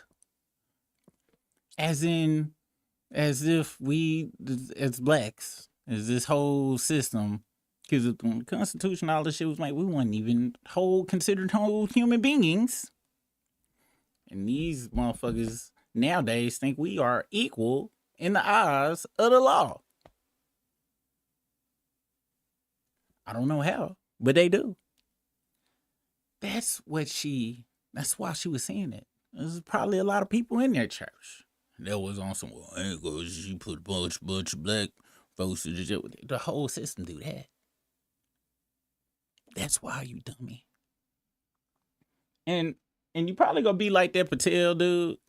I wouldn't doubt that you don't get some type of seat at the table from this obvious dick sucking.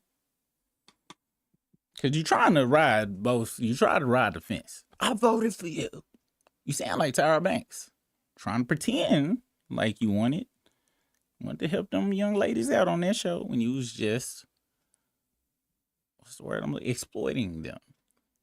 And that's what you're trying to do to us right now. What you just did, you trying to get them black conservatives on your side. But I voted for it though.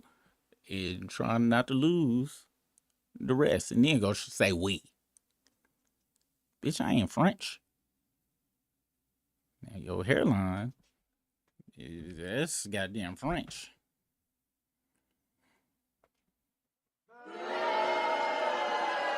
I can't do that. That's my bad. Let me see what you guys are talking about in here. Where is it at? Where's the chat? How do I lose chat? Oh, okay, there we go.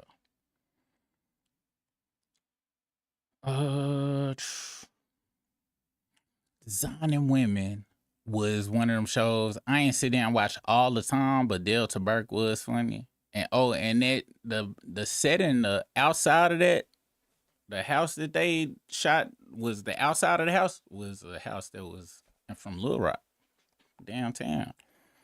Many slaves worked in that house a long time ago. Let's see. Yep. We was raised on Golden Girl. We was Saturday night, be sitting there with your mama. At least I was.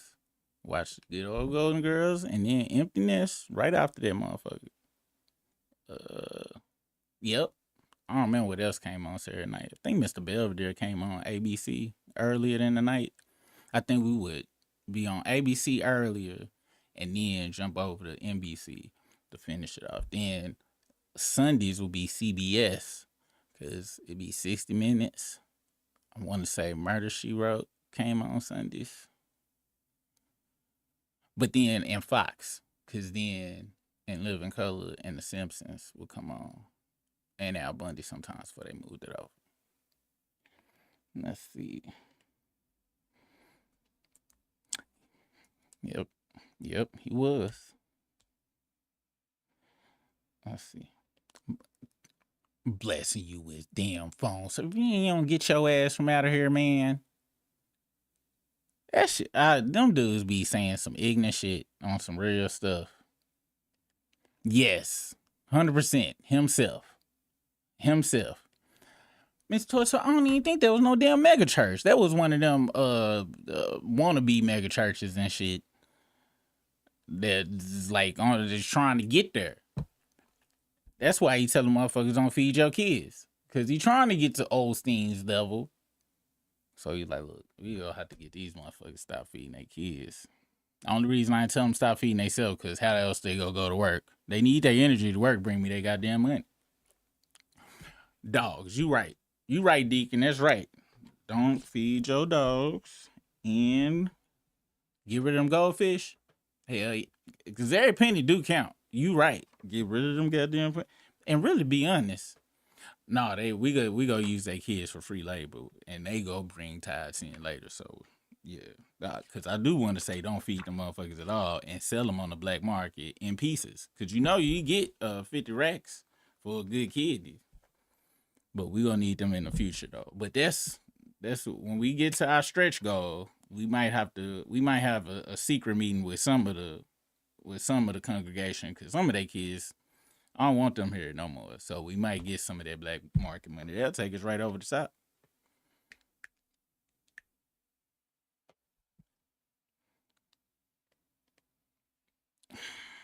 I done walked out of churches because they ain't said some crazy ass shit. He just talking the talk super. I was raised in church and on the finance committee. My pastor never said anything like this. That's because you had a decent pastor. That motherfucker meant that shit. He meant that. You see, that was orchestrated. He had actors up there. He meant that. I know some money hungry motherfuckers. I went to churches, man, I didn't go to. When I say I went to, I would go with friends or relatives who was in the church. And these churches in Little Rock, Village at least out here is very, very well known. These pastors was riding 100% phantoms and fucking half the congregation. And they was saying shit like this and meant that shit. Meant it to the max. Just like the church I told y'all, my brothers and sisters and mama go to. They don't be playing. Be dead goddamn serious. Dead serious. It's only one church I went to. No, two. It's three. It's only 3 churches I done been to where I really felt it was really on some, they want, some, what is that called? Like, fellowship. Man, it's for no money, blatantly, nothing crazy. They did pass around the plate, but it wasn't like that type of shit. It was just like, yeah, y'all know the sign hanging off the rails over there, and you look out the window, be like, oh goddamn, that sign it. You know what? Yes, here y'all can have 20. Goddamn it. It's only been a few, and all of them was in need of real. They need the goddamn money. They ain't even ask for it like that. All them big ass wannabe mega churches begging, like Tasha K. They goddamn GoFundMe.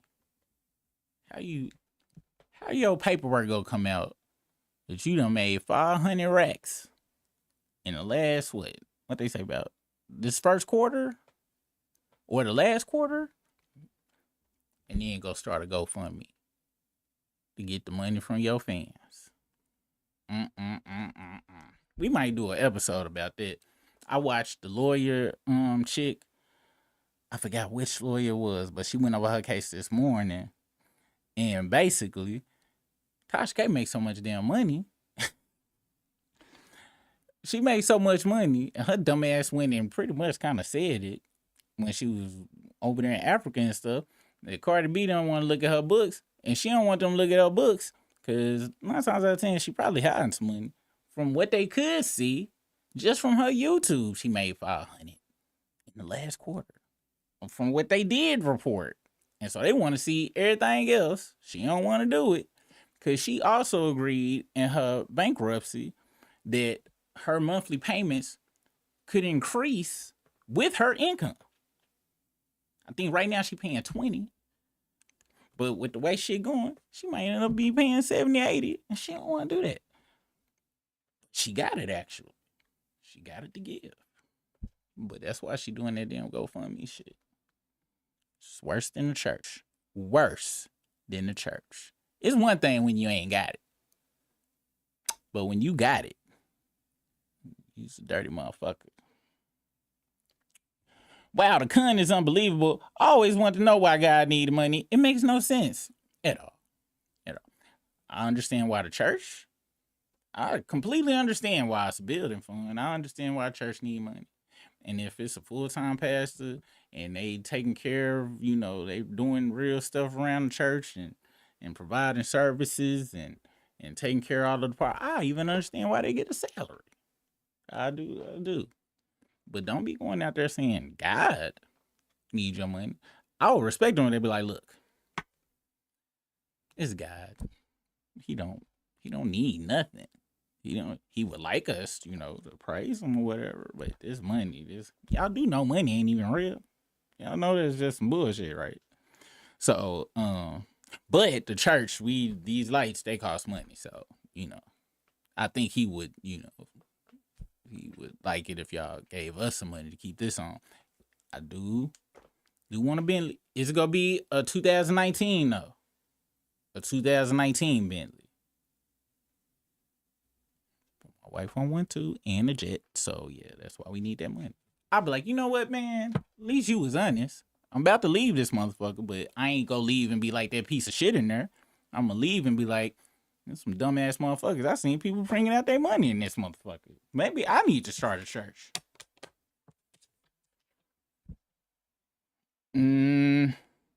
There's a person who watches the struggle stream who's a member of the only mega church I ever heard of that really uses that money for their congregation. I was shocked, not gonna lie. Yeah, it's certain people. It is some churches that actually use that shit. For that, it is. And don't use manipulative tactics. Talking about closed damn doors, don't let nobody out. Like it's a goddamn lock in at motherfucking Rick's Armory. The hell? Shit ain't cute. Shit ain't cute at all. At all.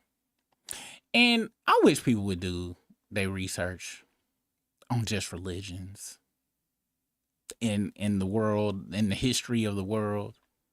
I really wish people, because people don't. People don't read on the research.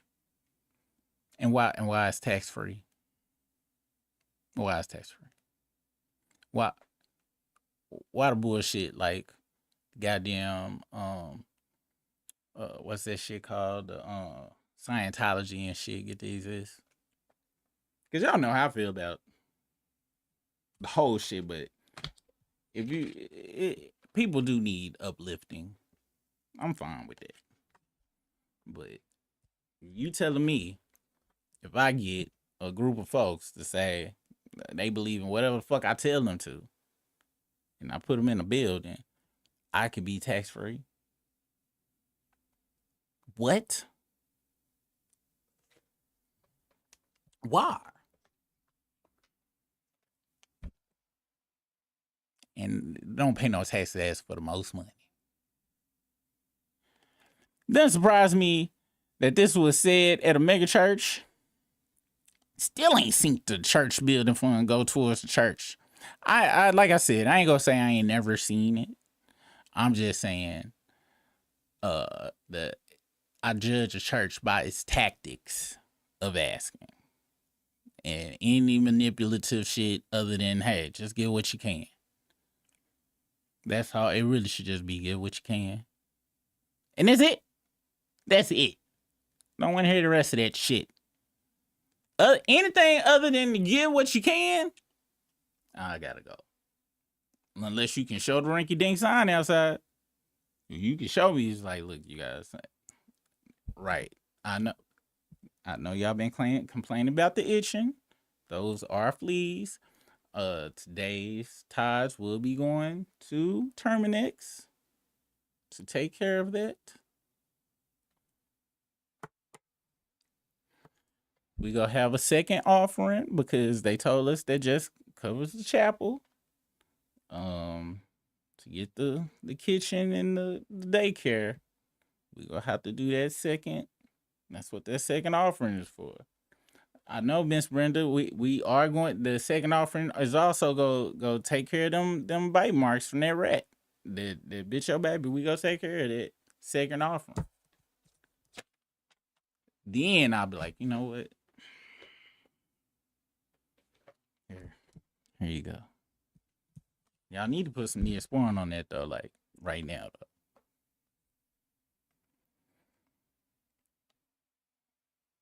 though. I met somebody in Florida who wanted to start a church as a hustle, renting hotel ballrooms every week and sit around and read scriptures. That is a good idea.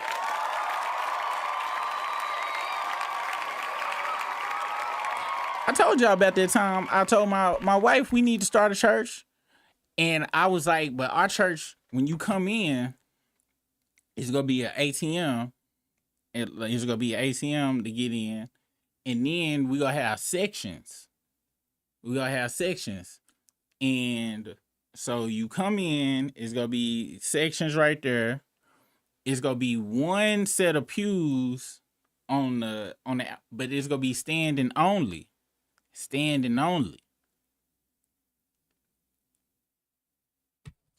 And she gonna tell me what section for what's gonna be there. I was like, the grape juice and the crackers. That's and the it's gonna have the ushers go come out with the grape juice and it's gonna have sparklers on it and everything. She gonna tell me she don't be thinking that's funny when I talk about stuff like that. I was like, what are you talking about? Do they not? They already got the grape juice. Why the sparklers mess it up? We gonna have sprinklers in the building. That's a part of the fire code.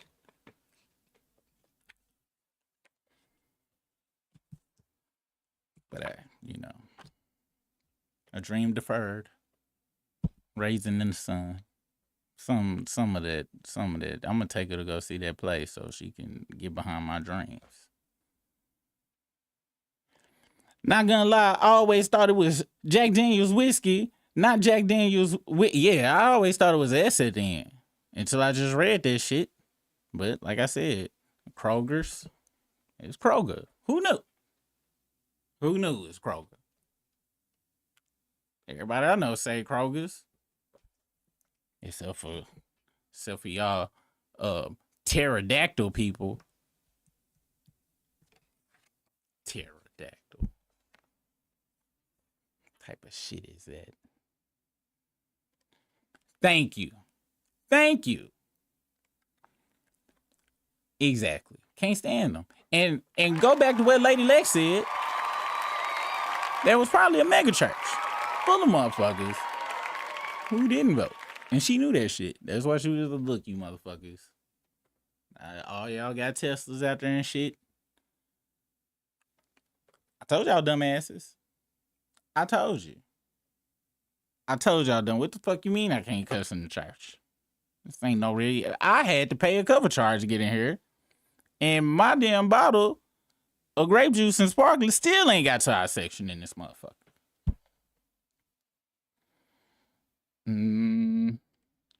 She was in a room full of black people talking about, we told you so. Just because you ain't part of that we ain't her fault.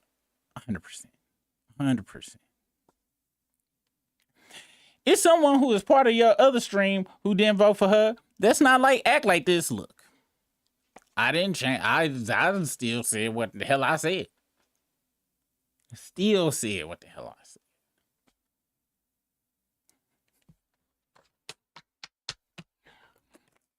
I still said what I said. Has Super been on topic today? What's the business, Bell Boogie? Because I'm doing a topic, then going to the chat. What time is it? Yeah, we still got some time. We vote for harm reduction. I vote for whoever not blatantly say they about to fuck the whole world up. That's who the fuck I vote for. Who is saying I'm not go fuck the world up?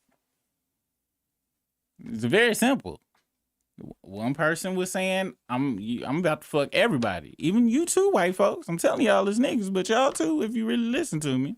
And then the other person who just got through in the shit, he talking about, oh, you just got handed the shit. What the fuck do you mean? If they was go just hand it to her, they should have did that shit a long ass time ago when they had that motherfucker propped up on some goddamn stilts on their goddamn bike. That was a setup for failure.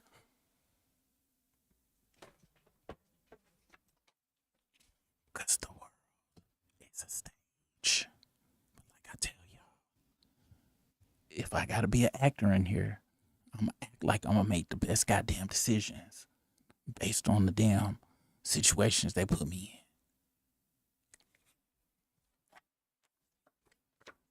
Go throw some shit the motherfucker didn't have no choice in their face. My joker meter is off because I can't think of no hairline jokes for that motherfucker right now. Because that was a good setup for something you ain't got no choice in, but I just couldn't fill in the blanks. Much like his hair couldn't fill in the blanks at the front of his goddamn head.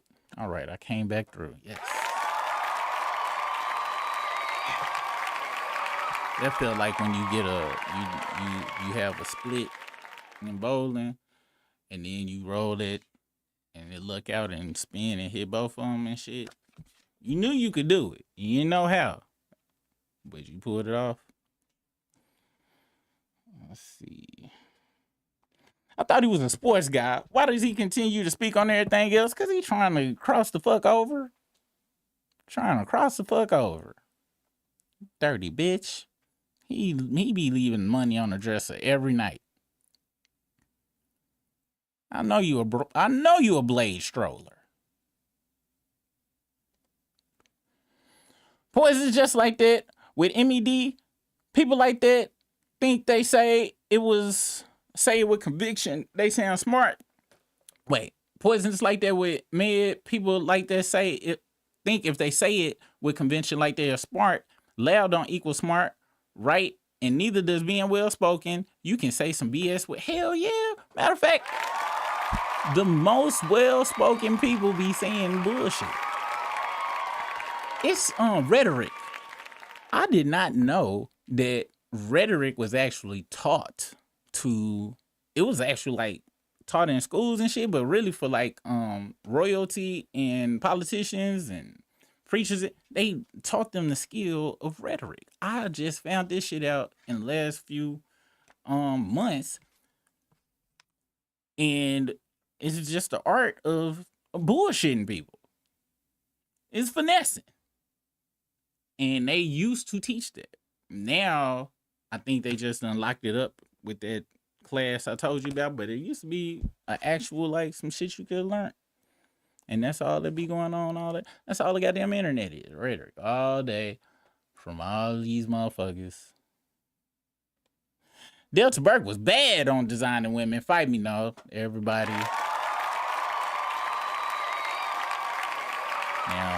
So you know Furry People Productions.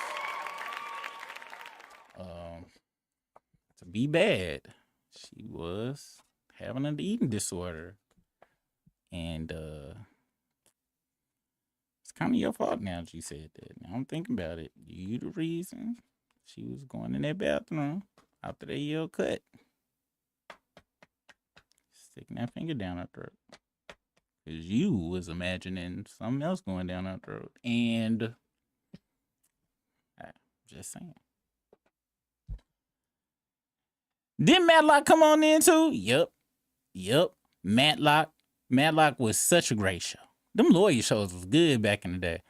In old episodes of Perry Mason, the original Equalizer used to come on Sunday nights at one time back then. The bald-headed Equalizer dude. Hunter. Y'all remember Hunter? That white dude who had the Stephen A. Smith hairline? But the theme song was like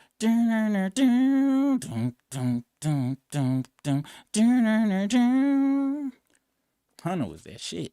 I watched that shit every goddamn weekend when that shit came on. Did y'all watch L.A. Law? I ain't never watched L.A. Law. That shit seemed a little too grown for me. Like, it didn't seem like it was fun. My mama used to watch the commish. I ain't watched the commish, but I remember that show. Umar told people not to buy grits, and send him money. Scammers.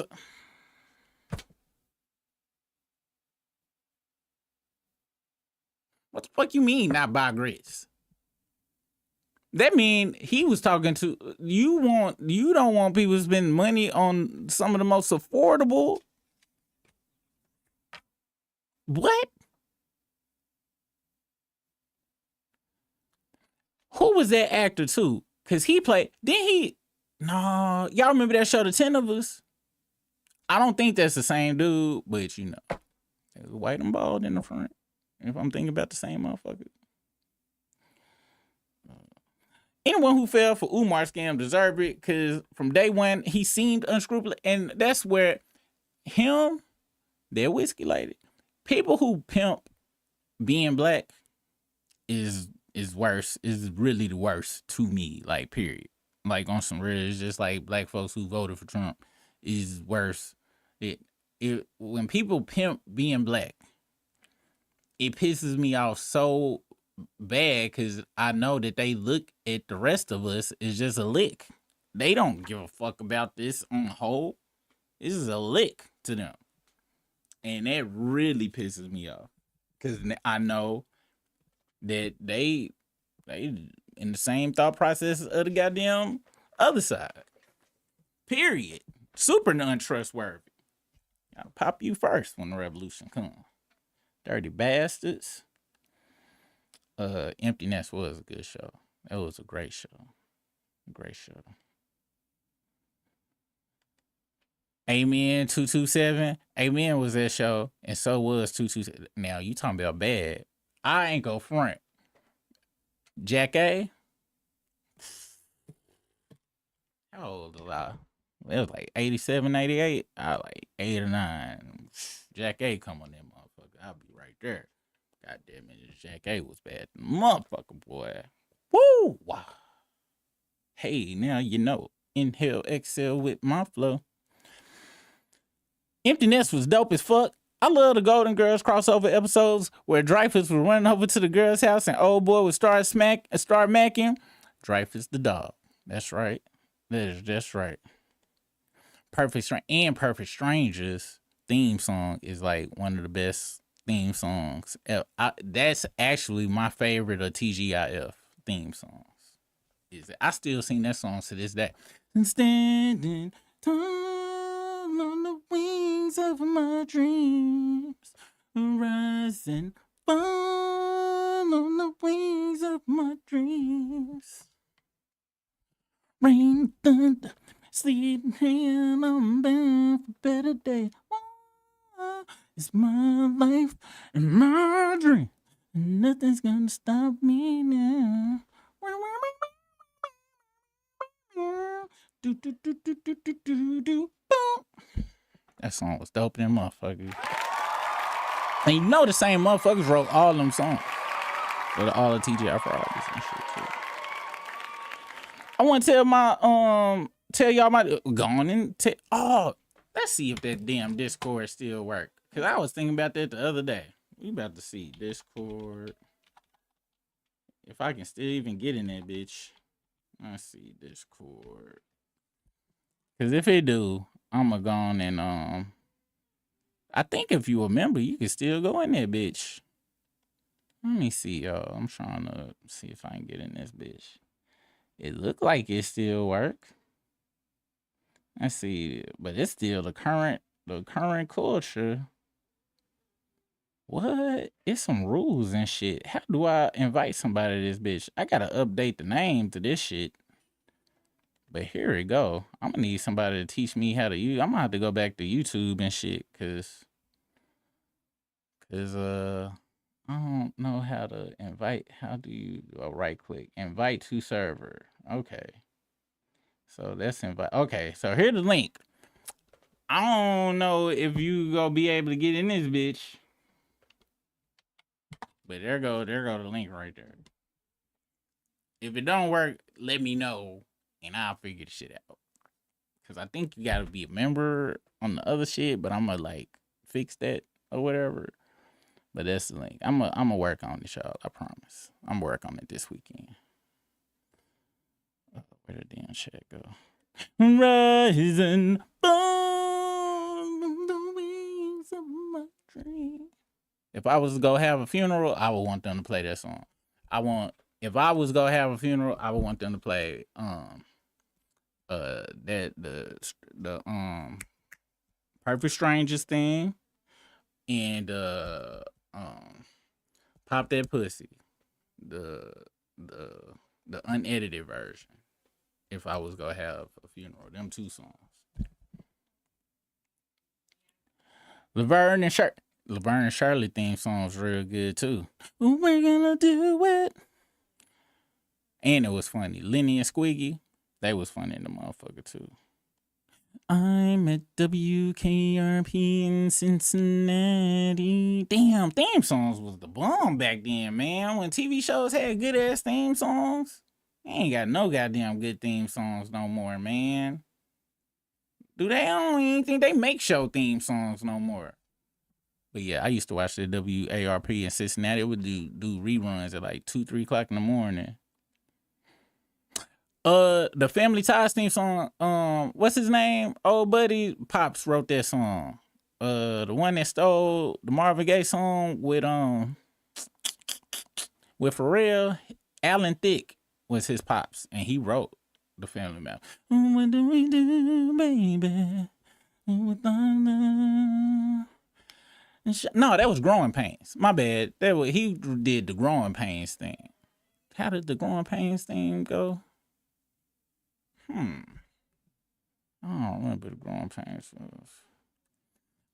But y'all wanna know something? I ain't watched Family Ties though. I don't think I really was able to grasp it like that. I think it's because I was like, because I used to watch Silver Spoons and I was very jealous of that motherfucker's house and shit. And really, I'll be very honest with y'all. I was like, where? It's just everybody outside of Little Rock rich than the motherfucker? Is that how? Because I don't know nobody with no houses like this. All them motherfuckers on them TV shows, houses bigger than the motherfucker. They rooms was bigger than them.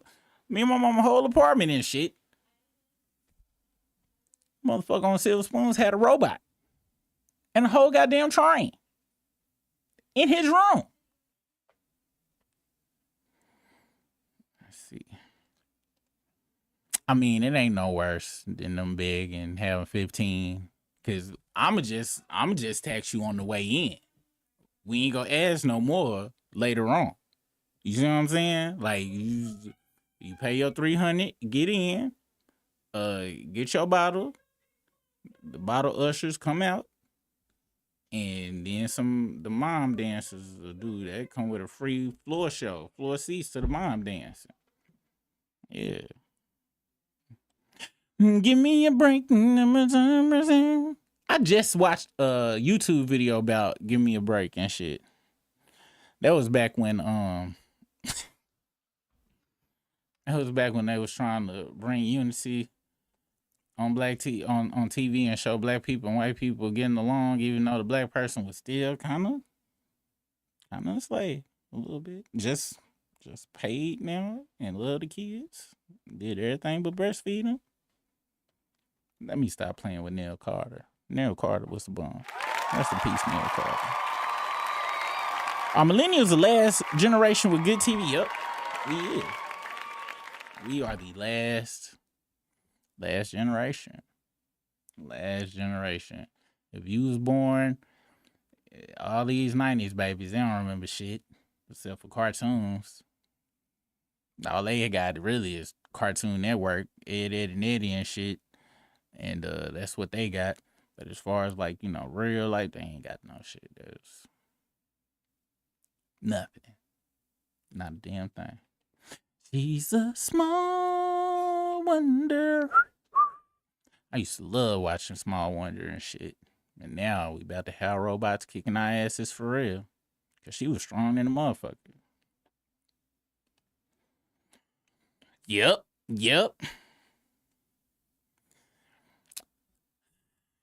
A smidge. Y'all remember that show about the white girl that was an alien?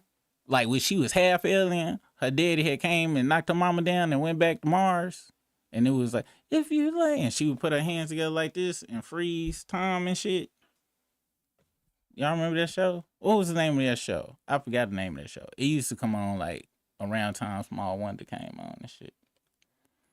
Blossom. Whoa. I ain't watched Blossom like that. I watched it every once in a while. I ain't getting into Blossom. Then they come on after the Fresh Prince on Mondays. I think I used to clock out after Fresh Prince. I'm like, all right, yeah, it's time to go. Let's see. Alf was racist, but I used to watch the fuck out of Alf. That, and it was a show, the Logan Family. Y'all remember the Logan Family? It would be Alf, and then the Logan Family would come on right after that on NBC. That's crazy. I remember my TV listings to this day. I remember when them shows came on, the day, the time, when fucking sweeps would come and they try to get them new crossover shows in and shit. Joined late and been listening for the last few minutes. Still have no idea what Super was talking about, but it's funny as hell. What's business? Just be yapping. Now we done fell into some millennial talk right now. We talk about some good shows right now and some shit. So, in the heat of the night. I used to watch that show though. Cause what's his name? The black dudes. Cause she was on everything. She was in Hollywood Shuffle. She was in I'ma Get You Sucker, the one who arms popped out. She was on What's Happening Now. Anyway, Bibbs. Y'all Sims. His wife, I used to have a crush on her back in the day too.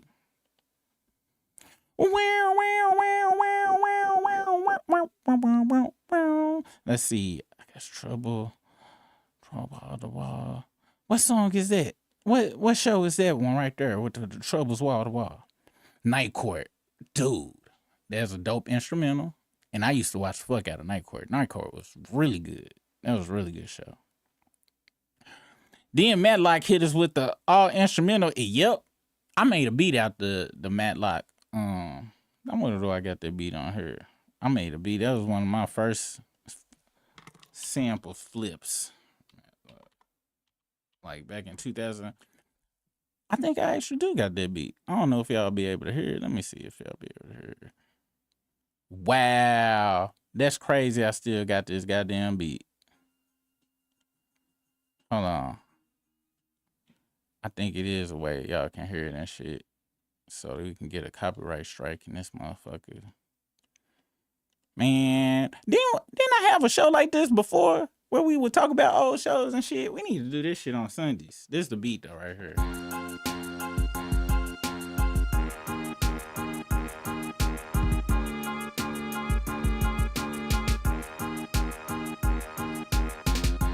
I made this like in 2005 or 4.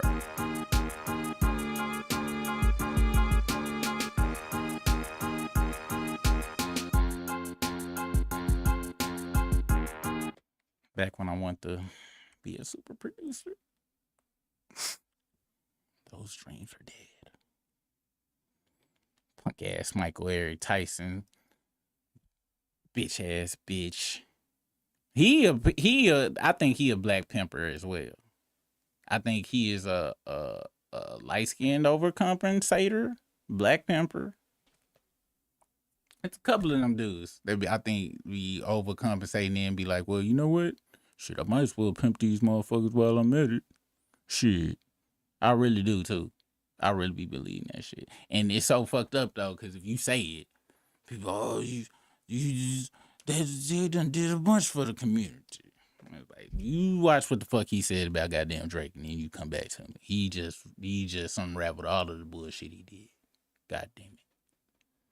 And the heat of night was crazy because you had Archie Bunker's racist ass married to a black woman on the show.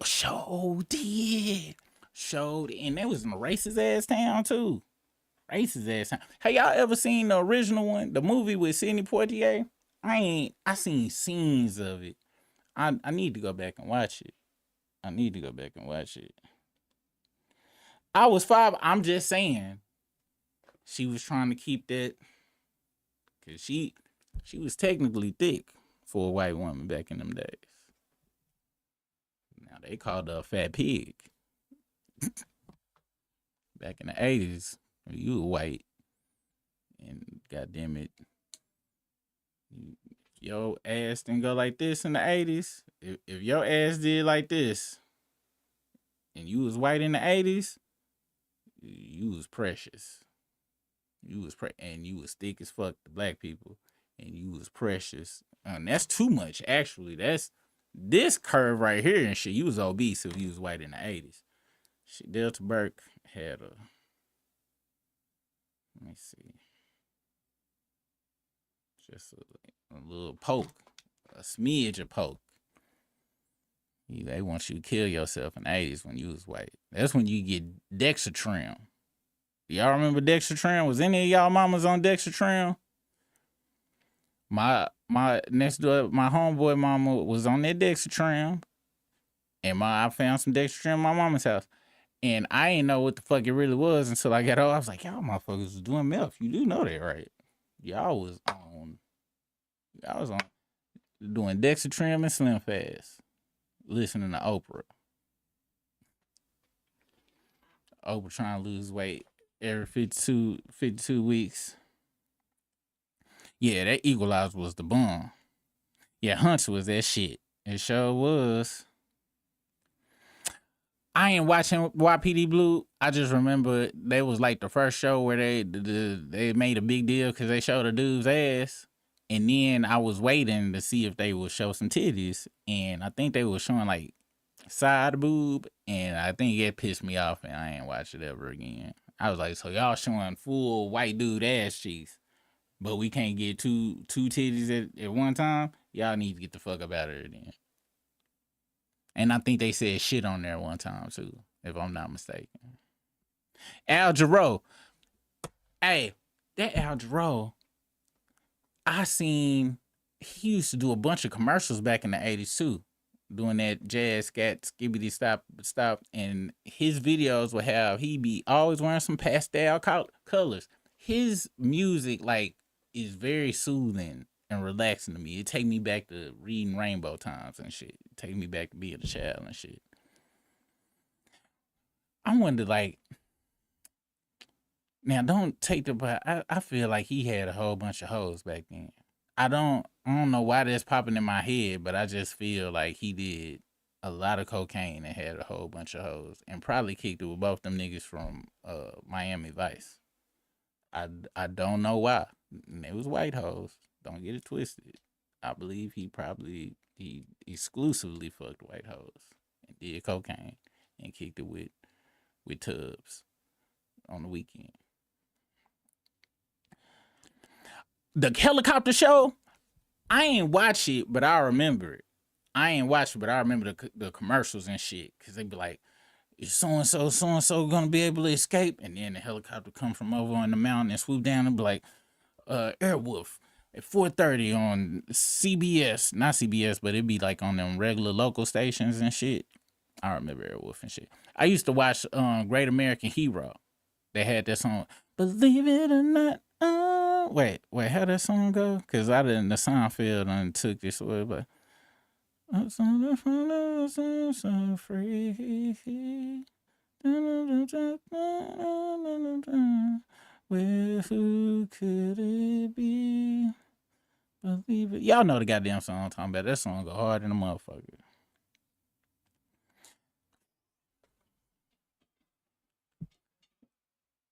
Robin Givens was so fine on goddamn head of the class. I remember I had a crazy ass crush on Robin Givens till that goddamn Mike Tyson damn interview. And I was young as fuck. And I was like, yo, that bitch evil than a motherfucker, man.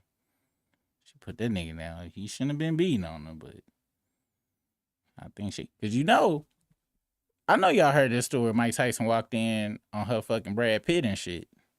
So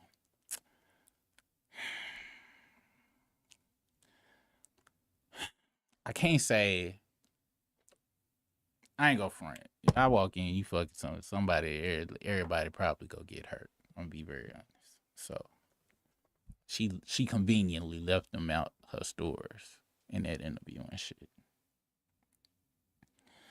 Let's see. Yes, I got one on YouTube for my favorite cartoon theme songs. Yeah, Married with Children theme song was great. That show was great, man. I miss them days. 18 was the bomb.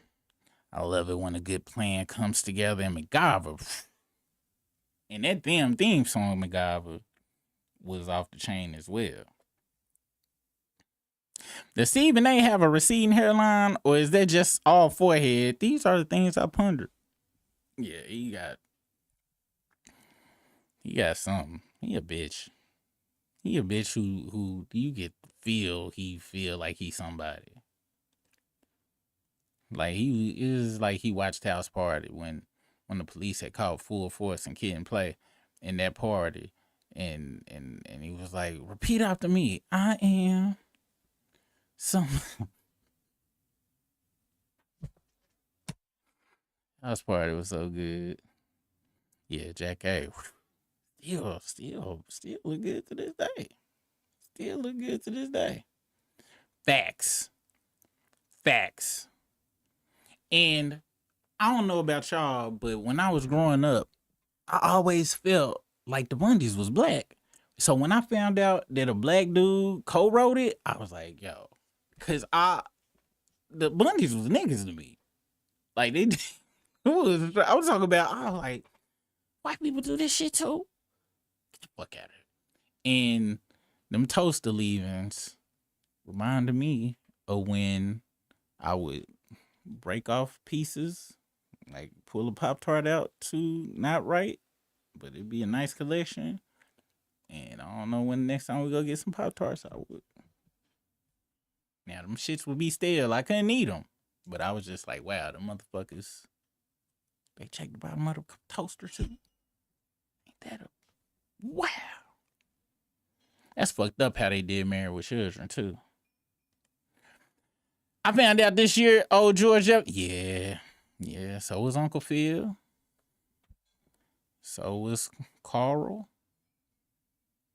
from Family Matters. Who else? Everybody knew about Brady Bunch dead. There's a lot. And Marcy, speaking of that, I always feel like Marcy was a full-blown super stud on Married with Children. And she really didn't give a fuck when she got with Jefferson. But I was like, I don't think Marcy liked Dick. I really don't. But it was still good though. Like it didn't never take me out the show. But I always knew she was strapping up on Jefferson.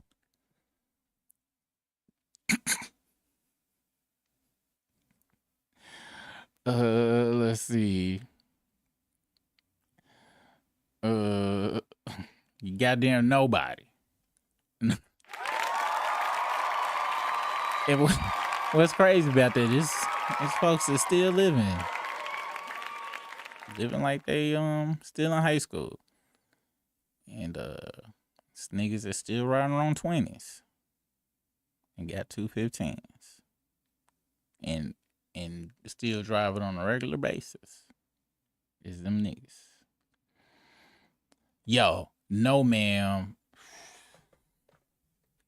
To this day, the funniest episode, well, it's in my top 3, was when them motherfucker Al ran that damn. Speaking of religion, remember when Al started that damn church and shit, and then the no ma'am church, and then they hired somebody to take pictures of him taking Peg out, because since he finally had some money, he started caking on him. But he was like, I have sinned. But my other favorite episode was when he had kidnapped Jerry Springer, because Jerry Springer was like a feminist show or whatever, and they all had on them damn ninjas, them R. Kelly Pied Piper masks on. And fucking Marcy came up in that bitch, and she's like, you're a dirty pig, Al Bundy. He was like, oh yeah? Well, you're a chicken. And then she came back and said some other shit. He was like, well, you're a chicken. And she was like, then motherfucking Jefferson ran his ass up into the stands and took off his shirt. He had a yes ma'am shirt on.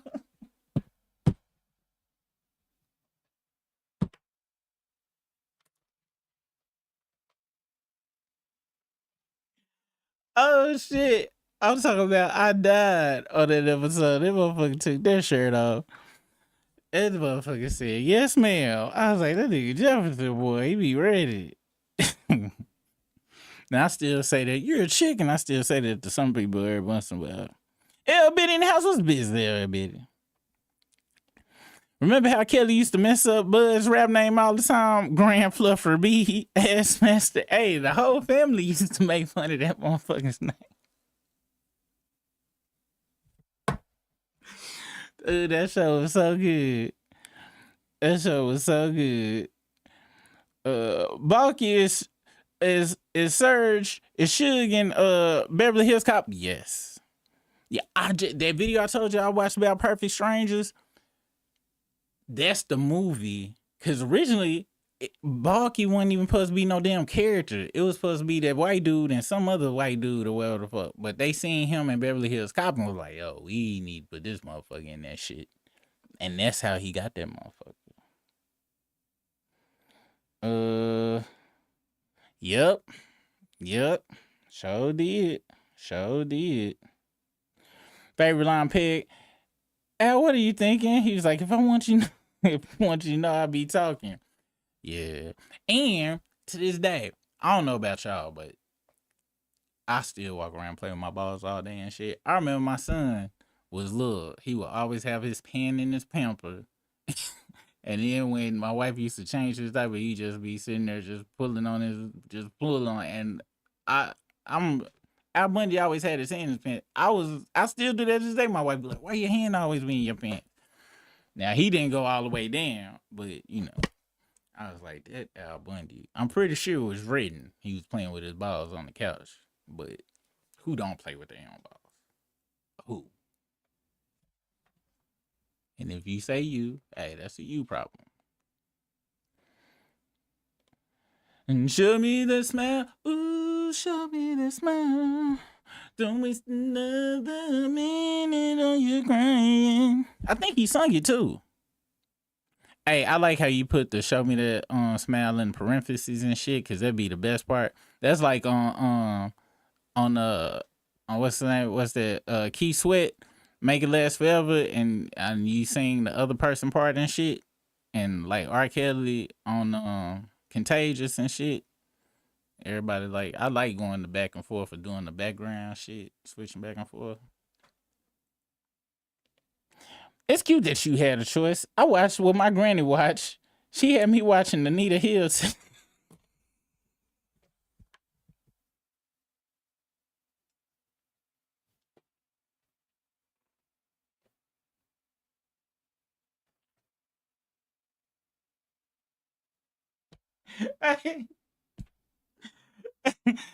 That's so funny to me because I remember that shit would be like they would do little glimpses of it and it would be on C-SPAN and shit. And like I would spend no time on it. My mama didn't watch that shit. Like I would see it, but then nobody stopped right there. I'd have killed myself. That shit was boring as fuck. I remember like when we did see clips, Anita Hill be up there. She'd be like, and then he touched me inappropriately, and she had a serious ass face too. Like she had good posture and shit, and her hair. I remember she would wear purple and shit, and she would look up like this and be reading that paper, looking up like this and shit, and then they flash over to the. I was like, God damn, that shit boring in a motherfucker, and you had to sit and watch that shit. God damn. I ain't gonna lie. Somebody should have called CPS on your granny. That shit was torture. I remember that shit. Damn, I remember that shit. Drake had a train too, and then the baby. Hey, speaking of that, y'all remember that show? That movie, 3 Men and the Baby. That's kind of strange now. I'm thinking about it. Really, and My Two Dads. Y'all remember that show? That TV show? And Look Who's Talking. And Look Who's Talking too. Y'all remember them shows? Charles and Charles. What's that? Is Charles in Charge or Charles and Charles? Let me see. Charles and Charles. Yeah, you must have meant Charles in Charge. I don't remember no Charles and Charles. I can barely even say Charles and Charles. Charles. Charles is a weird name, too. Now that I said it 5 times in a row. Don't you hate when you say a word like a whole bunch of times in a row and now the word don't sound right to you? Like pterodactyl? Let's see. Did you miss me, Al? Let's see. Alan Thicke was quasi the man apparently too, but Robin turned into a fuckboy. The evolution of Robin Thicke still slaps though. I ain't go front. I just remembered Robin Thicke from that song in 1998, and it had that disco song, and he was walking around New York with some long ass hair. And then I remember when he tried to come back out with that Pharrell shit, and I ain't fuck that motherfucker. For some reason, I ain't like that motherfucker. Then he got with that one skinny, whatever she is. Y'all know who I'm talking about. I could never pin her race. I was like, yeah. You look, you mixed with, or you spin? Y'all know who I'm talking about. She real skinny. I think it's because him and her probably used to do cocaine together every day. If I was to make an assumption. Let's see. Benny Hill, I remember the music from Benny Hill. Was Dark Shadows like a scare show? Y'all remember this show called Monsters that used to come on, but it was spelled Munster? And like the opening had these weird motherfuckers, and they would turn on the TV, and it was like an anthology show where it would just show like a different story every week. Y'all know that? Because I remember this one episode. It was this motherfucking white girl. She was in this goddamn like fun house or something, and the fun house was alive, and that motherfucker would trick kids into coming to it, and then it would eat the kids, and the kids would live in the damn walls and shit. That shit fucked me up. When I was like, God damn, I don't want to go to no goddamn fun house and shit. This motherfucker go eat me. I ain't really think that, but it did fuck me up though. I still remember that episode to this day. I would think about if that shit happened, but I still took my ass to McDonald's Pike Place in Discovery Zone. Out of This World. That's the show. And Would You Like to Swing on the Star? That's the goddamn show. That's the show. I used to watch that motherfucker. Hey, the motherfucker who did the special effects for that bitch, go just freeze the camera.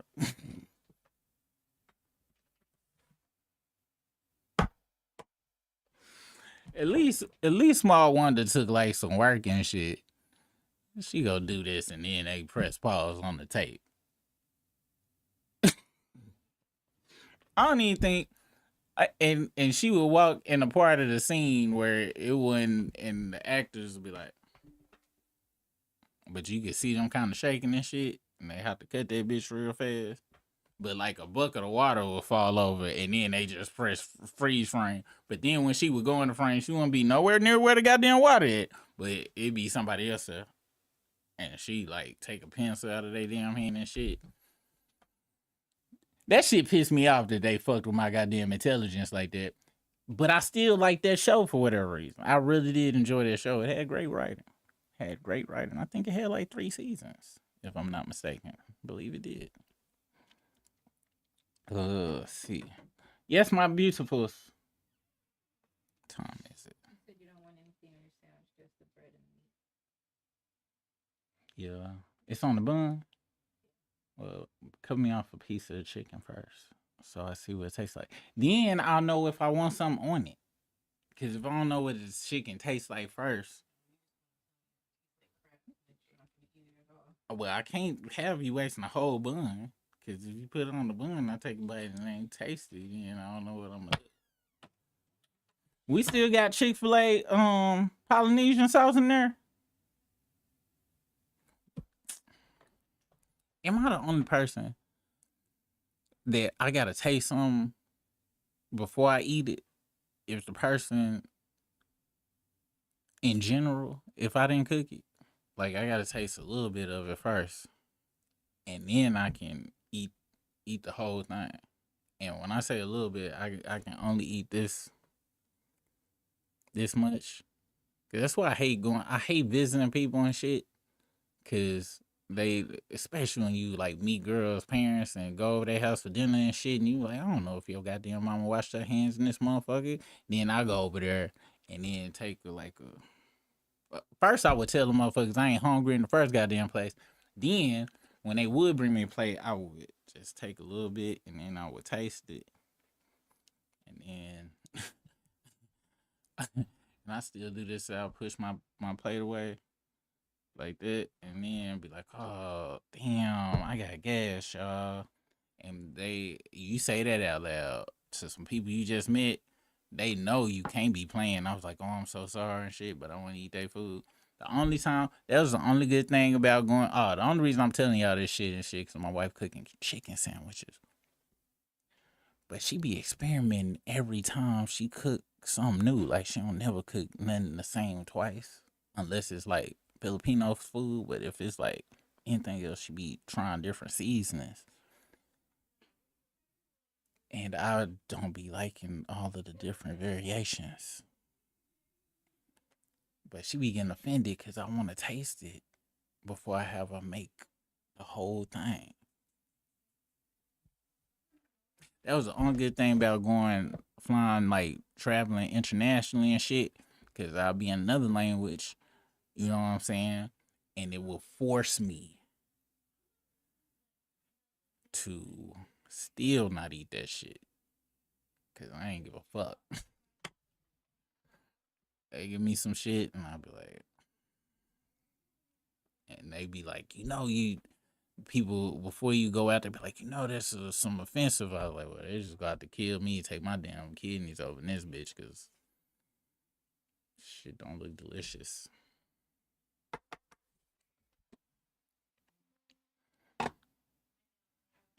My bad, y'all. I got off the topic.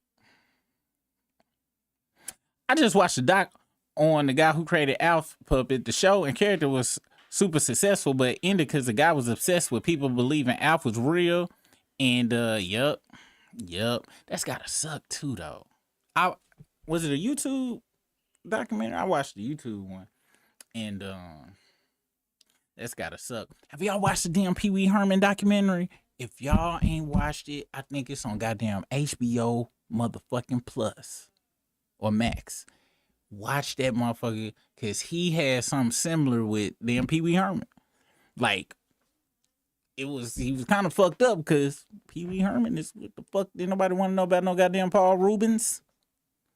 And so he was like, he kind of went through that shit in the 80s, and that's what fucked him up because they caught him jacking off in the goddamn gay movies, and ain't nobody ready to hear about goddamn Pee Wee Herman jacking off in the goddamn gay movies. But if he could have been motherfucking Paul Rubens himself,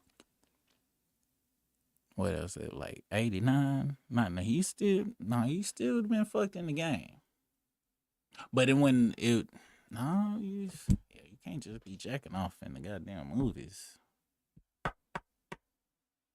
and then want to go do a kids show right after that. But I mean, it wasn't no kids around, but still though. Yes, my beautiful. Is he yelling at me? No, I'm saying it's hot before you've been to it. Ooh, this smells good. What kind of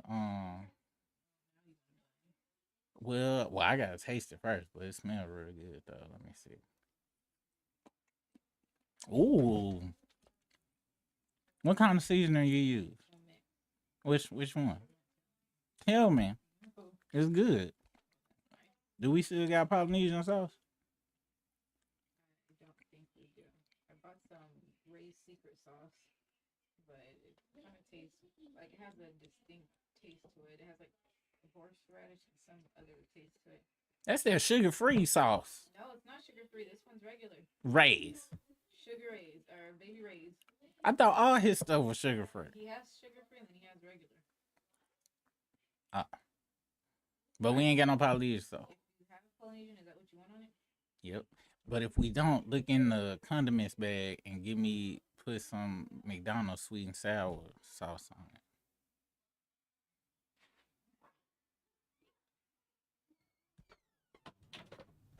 It was actually good. Shout out to me. I'm about to eat me a fire-ass chicken sandwich in this bitch. I ain't gonna front, I was scared. I'm hungry. Ain't nothing worse than being real hungry and then eating a disappointing or being presented a disappointing meal and shit, and then you be like, fuck, do I feel like going to McDonald's? But now, now my kids can drive, so I'll be like, hey, this who paid for your last gas tank? Exactly, so I need you to put some shoes on. Gonna use some of your McDonald's points. I know you got some on there. Get daddy a Big Mac, and I know you got some free fries on your app too. Let me see. That's the words. Believe it or not, I'm walking on it. I'm from the front. Wait. Believe it or not, and I can find the thing. Something about being free. Any goddamn way. That song go harder than motherfucker. Oh yeah. I never thought I could feel so free. Flying away on a ring and a prayer. Who can I be? Believe it or not, it's just me. Damn, that song go harder than a motherfucker, man. That was some good teamwork here, guys. Good teamwork. Dude was fat with a beard. He wrote a lot of songs and hits and shit, and then just kind of faded away. Cause I think in the 80s and shit, them hair bands came, and it was like, you gotta get your fat ass the fuck up out of here and shit. We need these motherfuckers doing hair run and cocaine, and just don't have any room for you in your yacht rock anymore. That had to be crazy when in the 80s. When the cocaine took over, cocaine and Jerry curls. All the big ladies in D.C. used to go to this doctor in D.C. named Dr. Bill. I think that office is still open. People ain't wilding in no more though, thanks to Zimpy. Yeah, that old Zimpy thing came and kicked the door down. But back in that day, that damn Dexatron get your ass right. You want to go to sleep, though. And you was probably going to have a heart attack. You definitely was going to be sweating for no goddamn reason. And then there's Maud. Then he halfway did this thing. I've never seen an original episode of that show. Maud, that was what Dorothy was on. B. Arthur, wasn't it? I ain't never watched no reruns of Maud, but I know the show, though. I sent you the link to the Discord. Here, let me paste it in here again, just in case y'all. Who could it be? Believe it or not, it's just me. My bad, y'all. I'm sleepy now, so I ain't gonna be able to hit y'all with that Teddy Pendergrass singing skills. 'Cause I got them.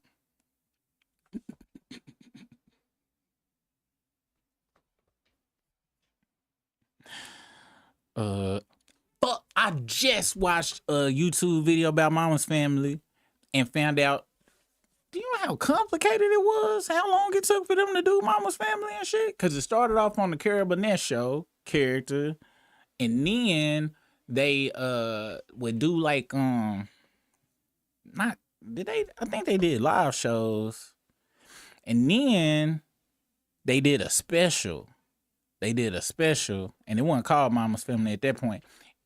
And do y'all know that Mama was an asshole on the final show, but she was even more of an asshole in the beginning. And before the show came out, they did screen testing. They said Mama was too goddamn mean. She wasn't even mean. It's the fuck she was by the time we got the damn show. I wanted to see when she was really an asshole around this motherfucker. If they said she was too mean before then, cause she would go off on the what's her son's wife name? I forgot. She go off on that motherfucker. And it'd be crazy when you would like see characters that be having like thick other accents and shit, and then you finally see them in interviews and talking and shit, and then you hear their regular voice. Like the first time I heard Idris Elba regular voice, I was like, hold the fuck on, motherfucker. What? And that goddamn Spider-Man motherfucker. And that motherfucker that was in goddamn Four Brothers with Andre 3000 Tyrese. He was a badass villain in that motherfucker. That motherfucker, he was in that slave movie, the 17 Years a Slave movie. That motherfucker had an accent. How the fuck you gonna get a motherfucker from goddamn Wales and shit to play a damn southern ass slave? But the motherfuckers do be good with them goddamn accents, though. I will tell you that shit. I will tell you that. Still kind of fucked up, though. But anyway, the Mama's Family actors, the one that played the Ditsy, what's his name, wife, she was from like Cali and shit and had a goddamn Valley Girl accent, but it was professional, though. I was like, God damn, man.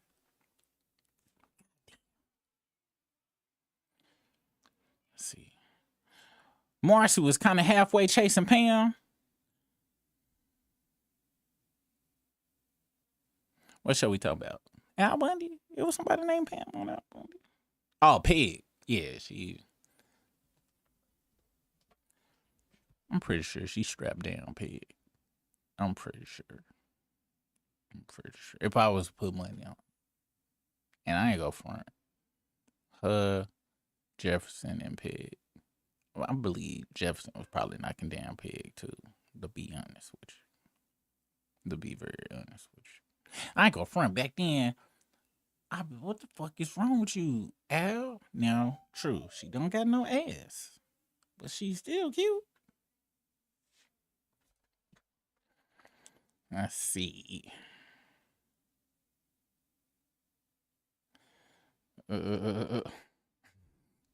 Was that a joke from Al Bundy? That sound like a TV show. I mean, a TV show joke. Let's see. Yeah, I remember when that show came out. I was like, y'all don't get that shit out of here. And then didn't they have a dumbass rabbit in it?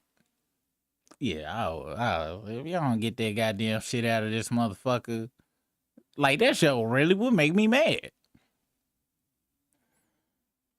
Oh, is it Surge? Surage?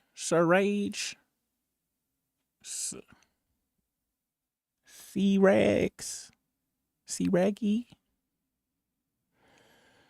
Let's see. Yeah, Mr. Floppy. Coach was a good-ass show. I don't know why the fuck I fucked with Coach. I used to fuck with Coach. I used to fuck with Northern Exposure for some damn reason. I don't know why the fuck I watched that show, but I liked Northern Exposure. And there's another white ass show that I don't know why the fuck I was like that show, but I liked it. Was it 30 something? Cause that one used to come on right after the Corky show. Doogie Howser. I ain't watched Doogie Howser like that. Yes, I did. Why the fuck did I like? I sure did watch Doogie Howser, but I don't remember. And the reason I know I watched it because I remember the end of it when he would type in his diary and shit. And I remember like different ones, but I don't remember really fucking with that show, but I guess I did. That's weird. But yeah, Coach was good than a motherfucker. I used to watch the fuck out of Coach. I'm still traumatized by the pubic hair on the cocaine. Where did it happen? That was on a TV show or real life?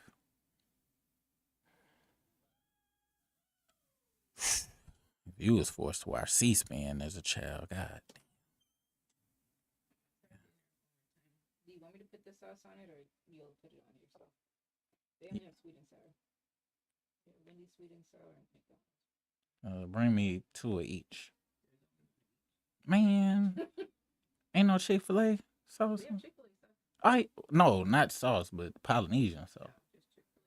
Not even in the condiments bag. Ooh, yeah, if you can. Do you want me to bring it to you, or you're just gonna eat it later?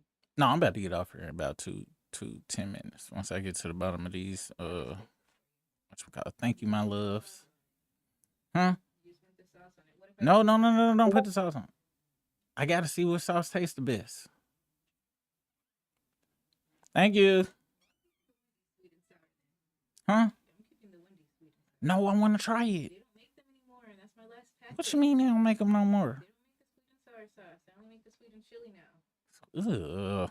They always, and there's only one left. When you go use it.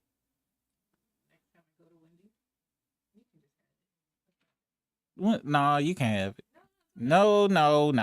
Cause it ain't gonna taste the same. You need it for the Wendy's.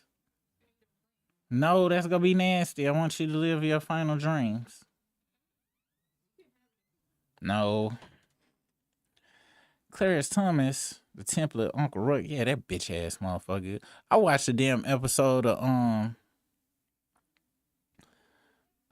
last week with John Oliver, and they was talking about all the kickbacks from white folks. He be getting the motherfuckers dirty bitch, and he talking about he was doing some shit. They had him having a meeting. He was like, "Yeah, my wife, she's my best friend." I was like, man, I can't wait till your wife hang you in your sleep, because this is gonna happen, goddammit. I was locked in on Nancy Kerrigan. Now that shit, I watched damn Nancy Kerrigan and Tonya Hart and shit. She's like, why? I was like, you fake bitch. Yeah, she did get hit with a goddamn pole, but at the same time, you trying to sell that shit too much. You wench. I ain't go front. When she was crying, I was kind of team Tonya. She seemed like she annoying. She seemed. Wasn't that Joey Buttafuoco that did it? Or am I tripping? Wasn't it around the same time dude dick got cut off and threw in the goddamn tall grass by the Hispanic chick? Joey Buttafuoco seemed... Who the fuck was Joey Buttafuoco? I remember somebody named Joey Buttafuoco, and he did some fuck... He was a part of some fuckery or some type. I just can't remember who the fuck it was. Charles in charge of our days and our nights. And I see I want Charles in charge of me. Oh, that was a saxophone. Back then, them shows, you had to know how to play a goddamn instrument. Harmonica, saxophone. And remember, Charles and Charles had two. They had their first one that was all kind of like sweet and, for lack of a better term, it was gay. Then they had the rock one though, when they had who was that rock woman, Lita Ford? They had the writers one. That's when they when they brought them damn electric, them keyboards in that hoe. But that first one though was like Charles in charge of our days, and they was playing the goddamn that shit, that guitar from the medieval times. I ain't like that shit. Ooh, Facts of Life too. Facts of Life final version was, but the first version was, you take the good, you take the bad, you take them both, and then you have the facts of life. Me and Rudy was gonna get, me and Tootie was gonna get married back then. I would have stabbed all y'all for Tootie. It dead in y'all, the middle of y'all eyes. Her and Lisa Turtle. Back in them, what? Tootie the reason I had crushes on girls that had braces too.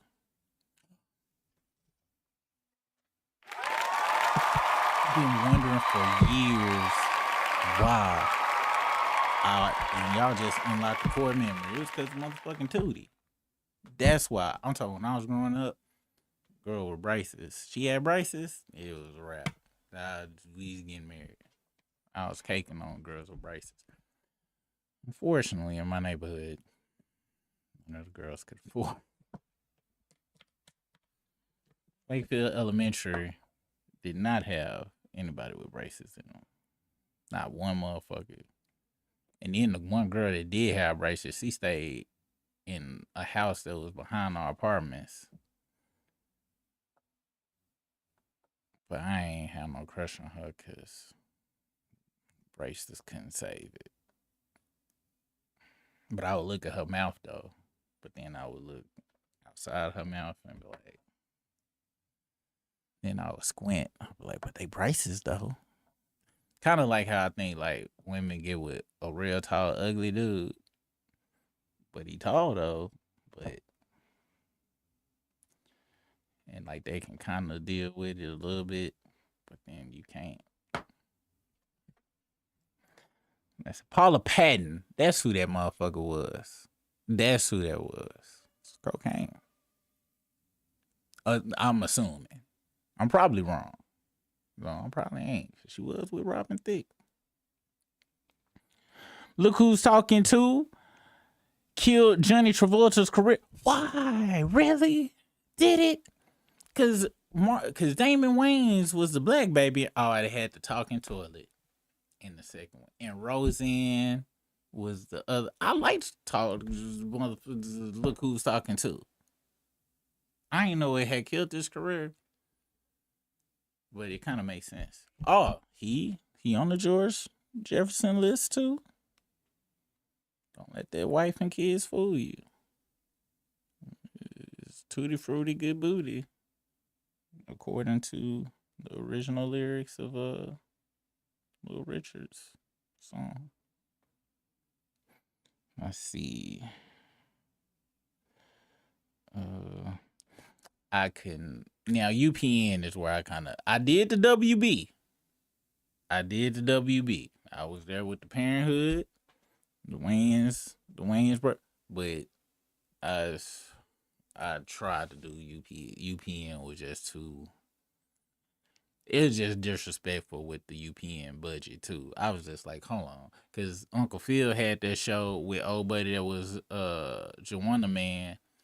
And was it Dwayne Martin? It was somebody, but I was just like, y'all did the game. Nah, UPN just, like, it was obvious, because Fox did that shit too. You know, use niggas to get folks over there, and then got rid of niggas.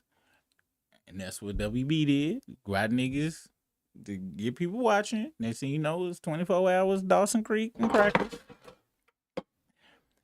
And then, but UPN, I was like, Now, I think they had Malcolm and Eddie.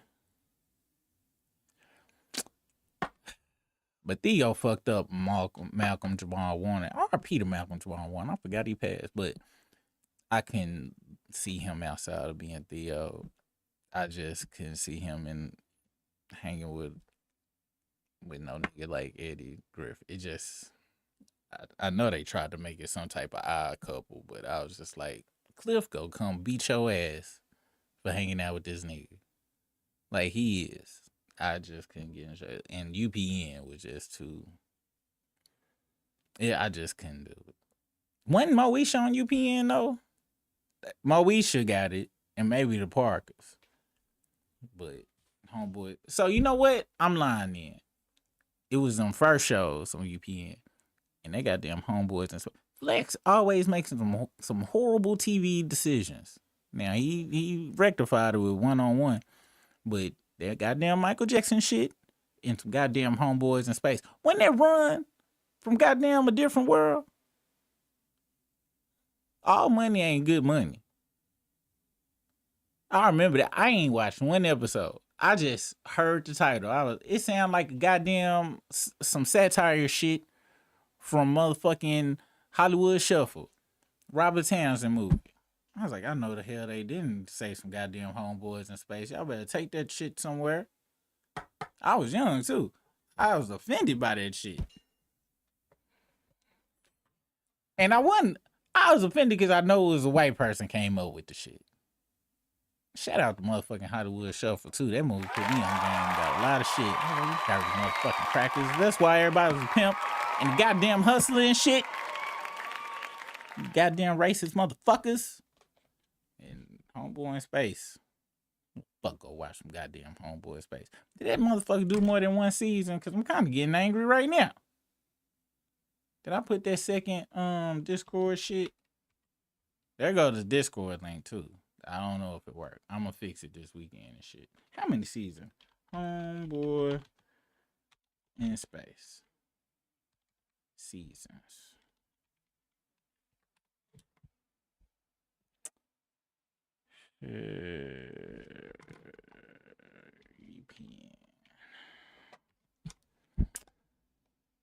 Let's see. Homeboys in Space. In outer space? When the fuck was it out? I ain't know it was outer space. August to May 97. Science fiction fantasy. He's a goddamn lie. Daryl Bell. I don't know, that picture kind of messed up. Hey Daryl, I would hit up the Wikipedia people, be like, y'all need to switch that shit. 2 astronauts, Tiberius, who flew around the universe in a winged car, nicknamed Space Hoopty.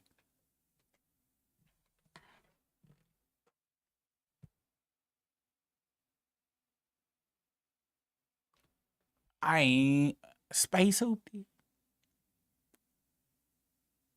Which was a cross between a lowrider and an 18-wheeler.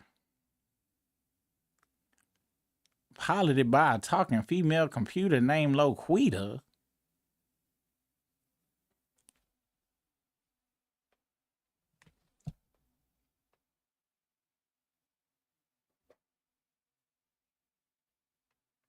Who the fuck wrote this shit?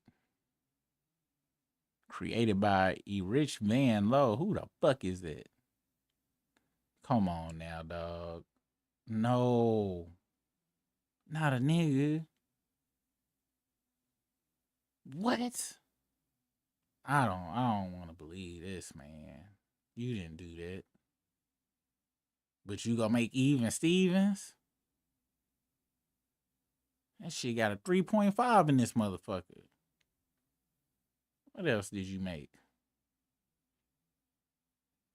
You produced I Might Need Security. Hey, y'all. Y'all ready for a hot take? Y'all ready for a hot take? Here it goes. Y'all can throw the tomatoes if you want to. Jamie Foxx, I Need Security wasn't funny to me. Like at all. Like I sit there like very stone faced. Like zero. And I know people that think this is a class, and Jamie Foxx funny to me. But Jamie Foxx is kind of like Mike Epps and how Kevin Hart is now, because Kevin Hart was funny before all right. After that, it was downhill. But he kind of like them niggas where they funny to me when they do movies and TV, but they stand up don't be funny to me. And Jamie Foxx stand up is not funny to me. Like it ain't. Living Color was hilarious. Jamie Foxx show had me motherfucking crying. I was like, I remember watching it with people. Y'all think this is funny to y'all? Really? Let me hit it again, cause I'm not getting it like y'all motherfuckers is getting it. Really?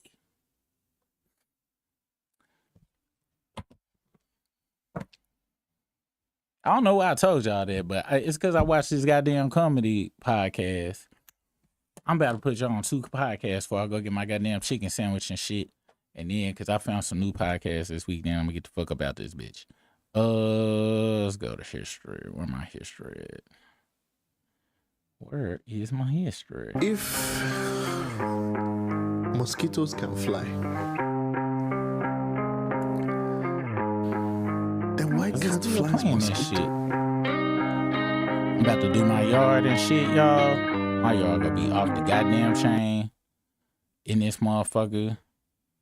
That's why I'm watching all these yard videos and shit. Cause it's gonna be all rocks. It's gonna be looking like the White Howard's closet. It's nothing but stones. So this a good podcast right here. It's called Killing It. It's real good. If y'all need if y'all ain't got shit to do, I'm put the link in here. I want to watch like 5 episodes of that. And then the weird Puff Daddy looking nigga from Boys the Man, he got a good podcast too. Where that shit at? Oh yeah. If y'all like black web TV shows, I just found a couple of new ones. Here, y'all come. I'm support this shit. That was good. I don't know if y'all remember Black and Sexy TV or Cloud9 TV and shit, but I miss black web shows. Kind of like Awkward Black Girl type shit, but there's some new ones, so that's some good shit. And where that other nigga podcast? I found, let's see. Then I'm about to get the fuck up off here, y'all. Yo, do y'all know what the original What's Up is? So y'all remember that it was the What's Up wars in Atlanta, right? Because they had the one with Player Puncho and motherfucking Kizzy Rock had produced it. Like, what's up, ladies? Then they had the other one by Players, A-Town Players, and it went like, what's up? But this the original version. It was made by Outkast DJ Cutmaster Swift, because I was watching all these Cutmaster Swift interviews and shit. And check this out. I was shocked and very happy that I found this goddamn song, because it's the original one. This from, and Killer Mike got a good podcast too. I sit there and watch a couple of his episodes if y'all ain't got shit else going on. And that's a good episode too and shit, because they talk about getting burnt and shit and having abortions. And I was like, wow, Atlanta is just like Little Rock. But hold on, check this out. Then I'm gonna get the fuck up off here and shit. But this song go harder than a motherfucker. This original. Listen how the beat go though, because this is like 91. That's Outkast DJ.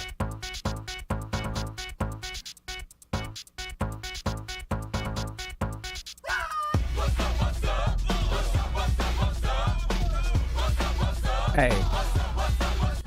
And this remind me of like the early 90s and shit. Like, look at people having fun.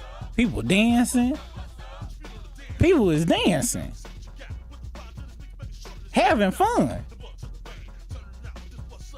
Look at this.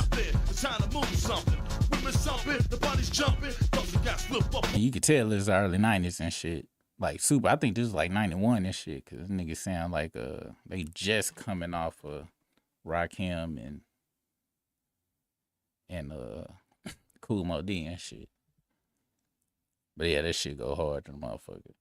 And it was one more podcast I want to put y'all on, and I'm gonna get the fuck up out of here and shit. What's that motherfucker's name? He from Boys to Men. Where is it? I need to look at my screen time, because I know my screen time crazy in the motherfucker. More yard shit.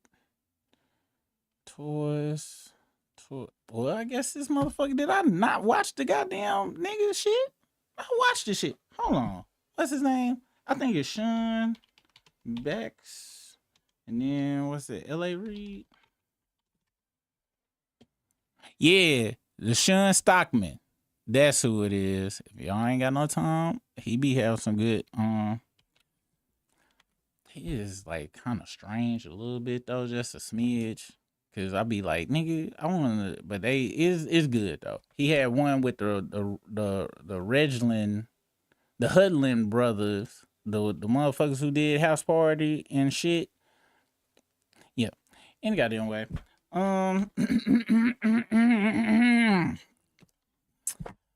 Thanks for guys for hanging out at the Suparig show. As soon as I get some time, this shit gonna be in order, and we gonna have like guests and all sorts of shit on this motherfucker. It's gonna have real order one day. But until then, you guys be safe out there. And I want a good outro, like, you know, peace and hair grease or some shit like that. Let me see. Or like have your pet spayed or neutered, like on the Price is Right. Let me see. How about let's see. Wrapping it up once is better than taking antibiotics for 7 days. Yeah, that's good enough.